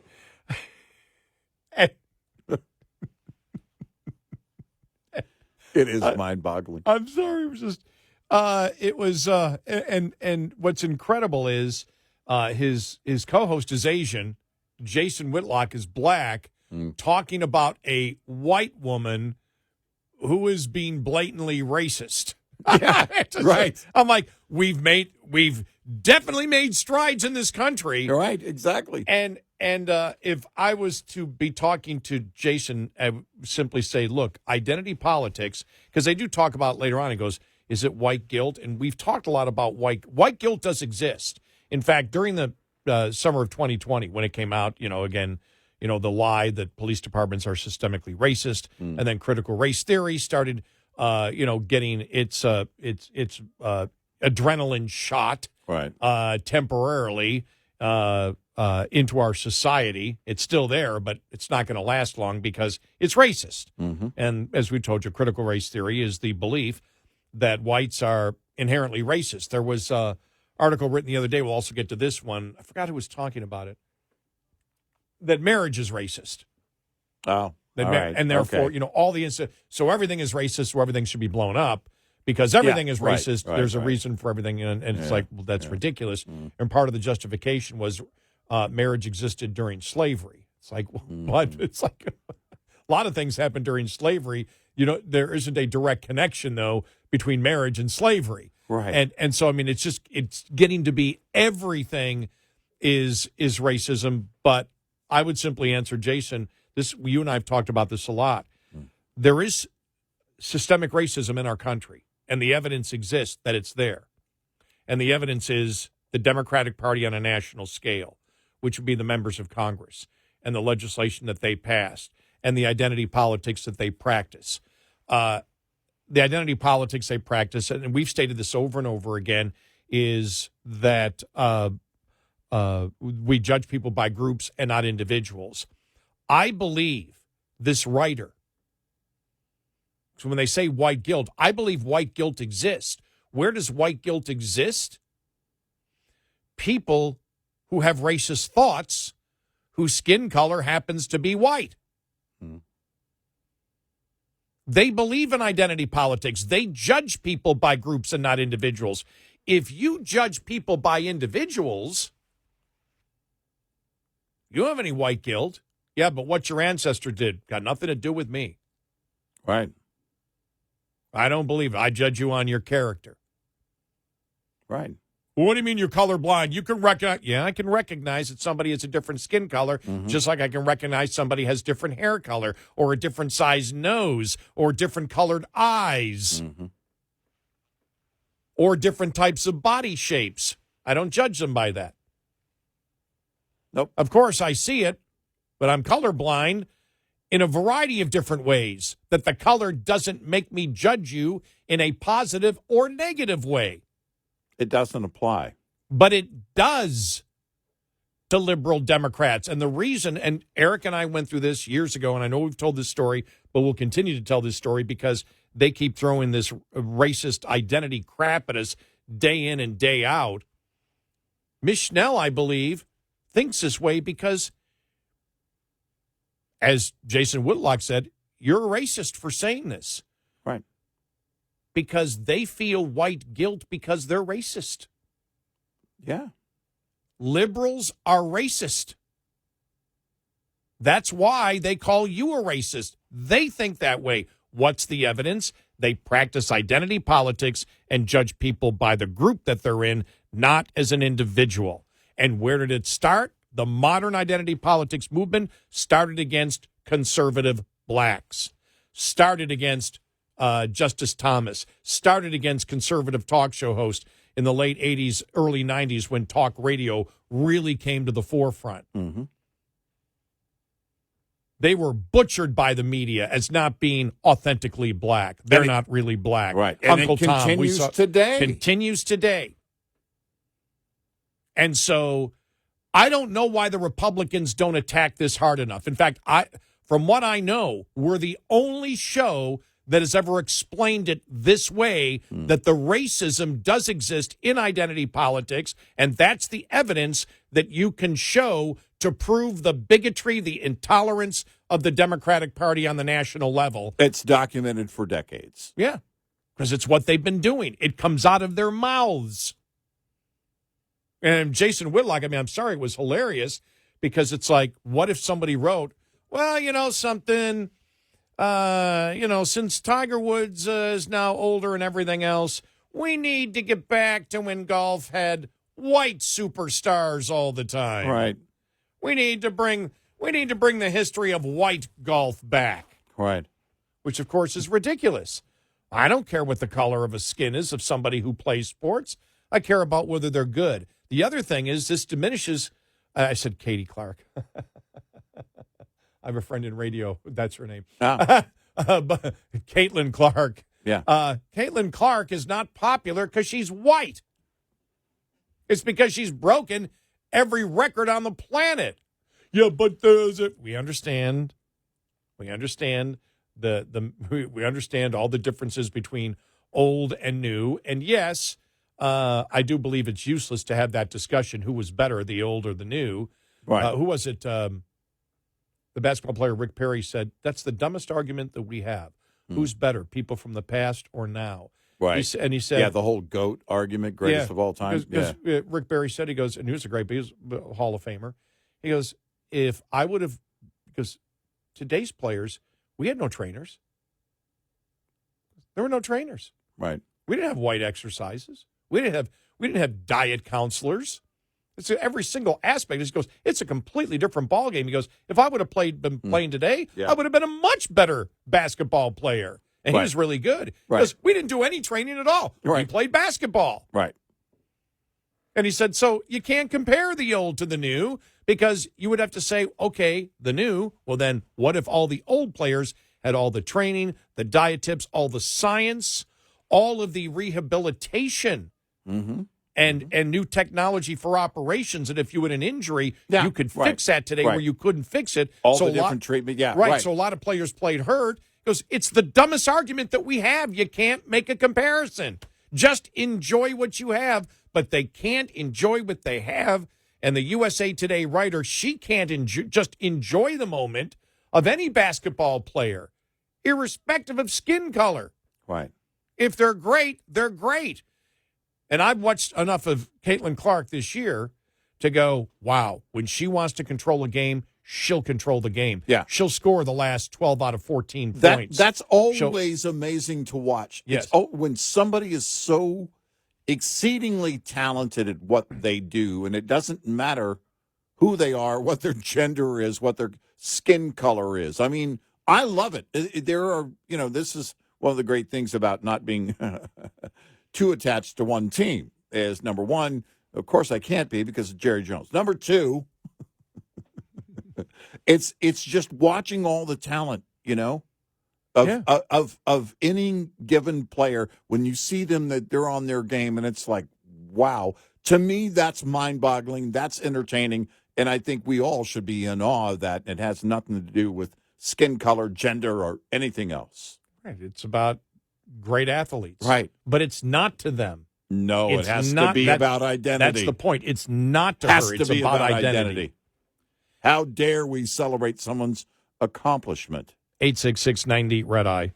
Brought to you by Hot Shot Secret. Hi, I'm Jen Loomis, a transport safety expert at JJ Keller, and I'm here to share a tip on roadside inspections. At a roadside inspection, inspectors may ask to see supporting documents. A supporting document is a document generated or received by a motor carrier in the normal course of business that can be used by law enforcement to verify a driver's logs. These documents can include bills of lading, itineraries, schedules, or equivalent documents that indicate the origin and destination of each trip. They can also include dispatch or trip records, expense receipts related to on-duty/not driving periods, including receipts for meals, lodging, and fuel, electronic mobile communication transmitted through a fleet management system, and payroll records, settlement sheets, or equivalent documents that indicate payment to a driver. Drivers using paper logs must also keep toll receipts. Supporting documents must contain the driver's name, carrier-assigned identification number or vehicle unit number that can be linked to the driver, the date, the name of the nearest city, town, or village, and the time. This tip was brought to you by JJ Keller & Associates. Visit us at jjkeller.com. Coming up, more with Gary McNamara and Eric Harley. It's Red Eye Radio.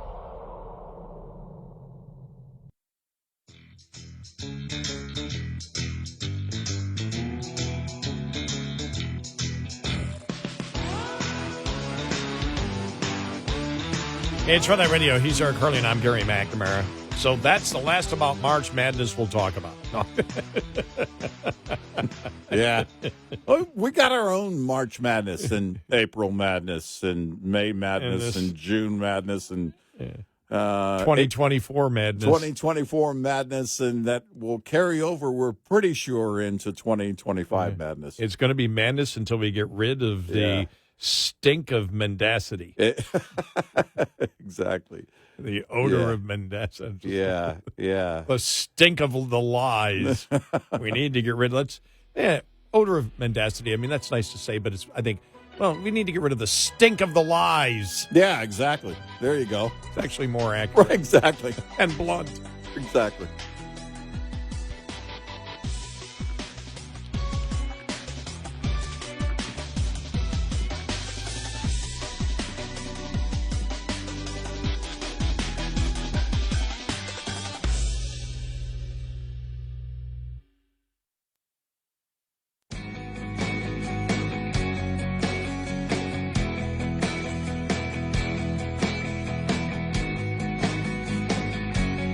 Observing and analyzing the insanity.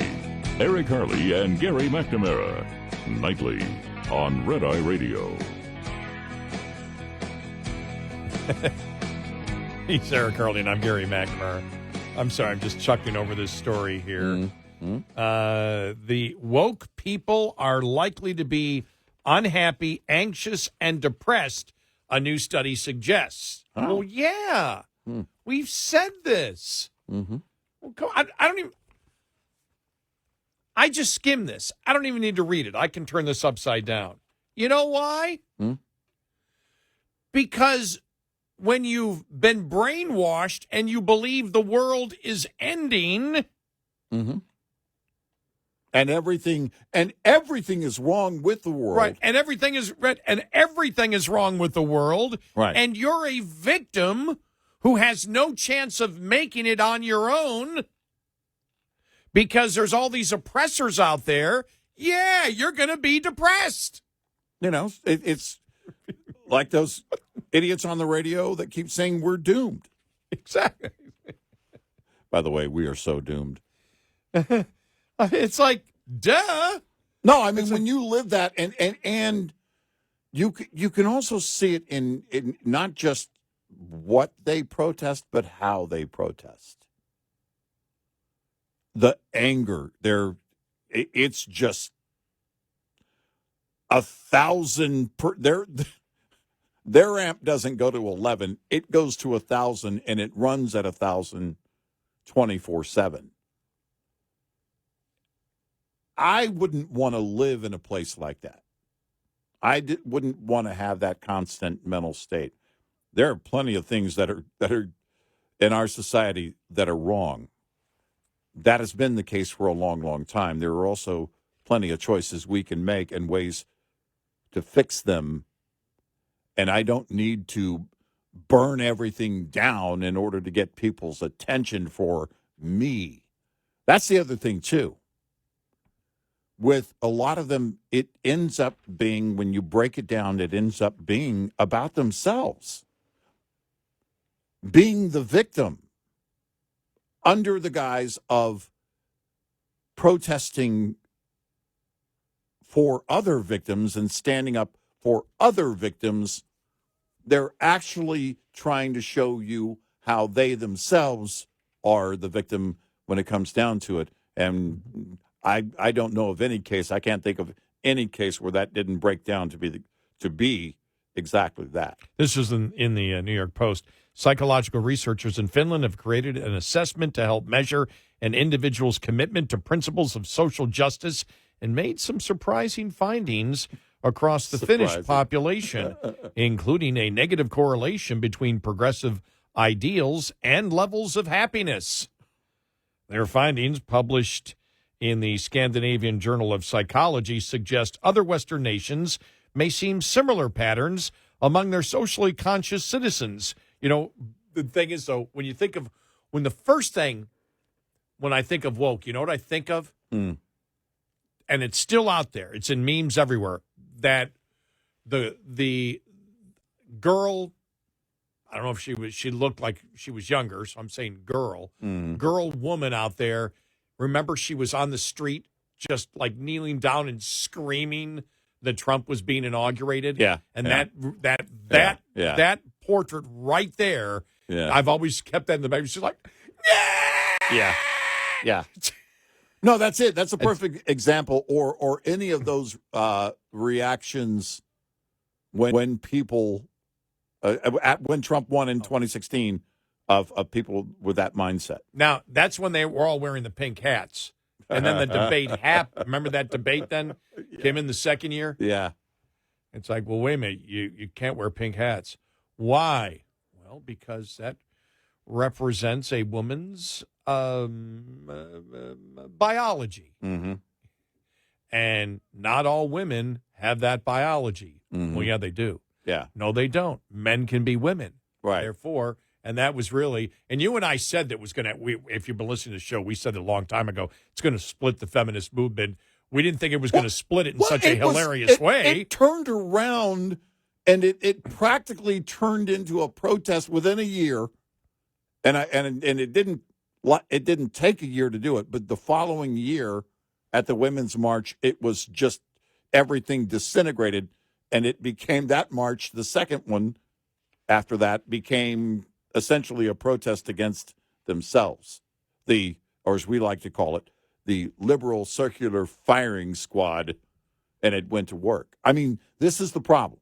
And this is what they're finding out here in this study is what we've been talking about for a long time, is that when you condition minds through indoctrination over years to believe that you are a victim. They're teaching people to be a victim for a different reason all the time. Tomorrow you need to wake up with a new reason to be a victim. Then you get it down into the subgroups, more and more subgroups, which means that there are more and more oppressors as a result of that. And even if you side with somebody, or did before, politically, in thought, in any way, well, that person may be an oppressor tomorrow because tomorrow you've got a new reason to be a victim, and that person is no longer part of that new subgroup that you've created, and so on and so on and so on and so on. And by the way, we said to people like AOC, it won't be long before you're the oppressor, and we were right on that. This is how it works. And so if your mentality every day is that I've got to find a new reason to be a victim, then yeah, it's not going to be a very healthy mental state. And I don't have to have a PhD. And they went through say that. They went through everything here in the survey. Mm-hmm. They had the critical social justice attitude scale that identified the truisms of woke people. Number one, if white people have an average of a higher level of income than black people, it's because of racism. Mm-hmm. That university lists should include fewer white or European authors. Microaggressions should be challenged often and actively. And then you get into the critical race theory, the liberal transgender movement, all of that they think. And what the researchers said was the gender divide was probably most surprising to them. 3 out of 5 women view woke ideas positively, but only 1 out of 7 men. This was especially true of women in fields such as social science, education, and humanities. By contrast, participants, women who worked in STEM, engineering fields, were more likely to critique social justice efforts associated with being woke. Why? They're critical thinkers. You're in STEM, you're critical thinking. Yeah. However, the most concerning finding was a relationship between mental health and agreement with the scale. Specifically, researchers found a high prevalence of anxiety and depression in people who believe the statement, if white people have on average a higher income than black people, it is because of racism. More broadly, they found that those who identified as left-wing were more likely to report lower mental well-being. Well, if you believe that the entire society is racist and sexist and you're a victim surrounded by oppressors, how the hell do you think they're going to think? Right. Right. If you believe, remember, I always remember that student that called from UCLA. I don't have a chance. I can't afford all my college loans, and I don't have a chance because the billionaires have made my life horrible. Right. Right. And it's like, well, you bought into that. Well, of course. If there's a boogeyman that's always to blame for your lot in life, well, then you won't ever be happy. And the fact that you've resigned to this idea that it will never not be the case, that you'll always be oppressed by whoever that boogeyman is, and nothing will change. You'll live there mentally. That won't change until you decide to change it. When you believe you're not in control of your own life. Right. Well, then that means you're going to be an unhappy person who Right. isn't going to be. Right. If you believe you're in control of your life and you say, I'm going to make the best decisions in my life and I'll take responsibility for my decisions. If you're somebody who gets up in the morning and says, I need to get to work right away on everything I need to get done for the day because it's up to me to make sure everything runs right. When you accomplish those things, you feel happy. Right. When you accomplish things, you say, well, I have control of this. Well, what else can I have control of in my life? Is it true that I don't have a chance? Is it true that I can't make it? Well, no, it isn't true. Well, but if you believe that, you're more likely to be an unhappy person. Well, because that's it. You've set it to the point where there is no changing where I am. There's no changing the situation I'm in. And it should be, if you're in a bad situation, it should be, all right, what can I do? What's within my power? What are my solutions? What are my options here to solve this whatever situation I'm in? What changes everything? Because I look at it and I've always been this way. Even as a kid, I remember. I'm not going to let that person or these people or that individual or this situation control me. No, it was a challenge. I'm going to get out of this and I'm going to do everything within my power to get out of this situation. That's the approach you have to have, because otherwise you will be in a very, very bad place mentally. You'll think If you believe there are no options for you, there are no solutions, it's not a good place. Well, and the other thing, too, is I've never, and I think people that don't buy in to the leftist ideology, also, I never worried that much about today, no matter what my situation was. I worried about not what my situation was, but what I could do today to get out of the situation. Right. Yeah. And I was also patient. And, you have to. And the other thing, too, is when you challenge life, and I think most people that are up at this time in the night are challenging life in some way. They're working. They're out there for a reason. It's tough to do this shift. But you do it because you're trying to get someplace.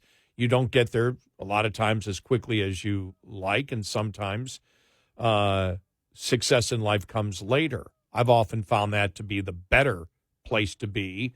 When you have success later in life, I think you're more likely to be able to handle it, especially if you work so long to get there. But when you work for something and you get it and it's yours, you have a sense of pride. You have a sense of controlling your life. Right. When you go through life that you're a victim, and that's what the whole shrinkflation thing is. You can't make it because of corporate greed. Well, it didn't work. No. It didn't work. No. Well, because the corporations are screwing you up in some way. No, they're not. No. You're just looking for another damn excuse. Right. But when you have the guts to face your fears, because I find that more than anything, the people that are successful simply say, I can't let failure and fear stop me, and change. That's it. And when change becomes normal in your life, that's a great point to get to. When you're not afraid of failure, you're not afraid of change. And I think that's a lot of the positive conservative mindset, that I am in control of my life and I can do it no matter what situation I'm in. And you know it, you were homeless. Mm-hmm. I had the cockroaches in my refrigerator and the fire ants coming through my floorboard of my small, tiny little 100-year-old room in a house apartment. By the way, today I would have what they call, and it's chic today, a tiny home, because I lived in a 75 Dodge Dart. My tiny home. So, I mean, it's the fact that didn't matter to me. It's like I have never not had a positive attitude. That didn't matter. It's like, I'm young, I can handle it. Oh, yeah. I'm doing what I want to do. Yep. So, yeah, it makes perfect sense. Mm-hmm. 866-90-RED-EYE. Lines open for your calls. 866-90-RED-EYE on Red Eye Radio.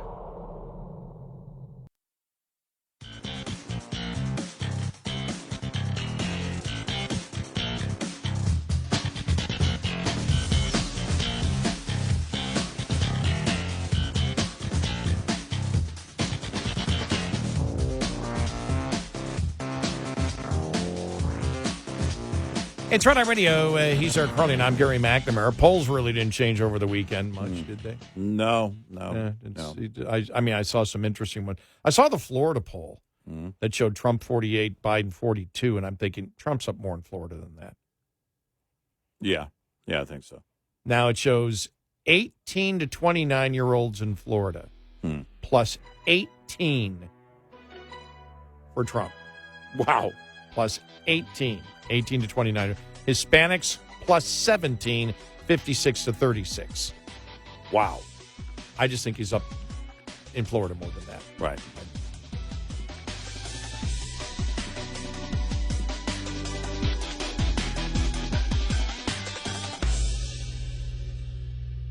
This is Red Eye Radio on Westwood One.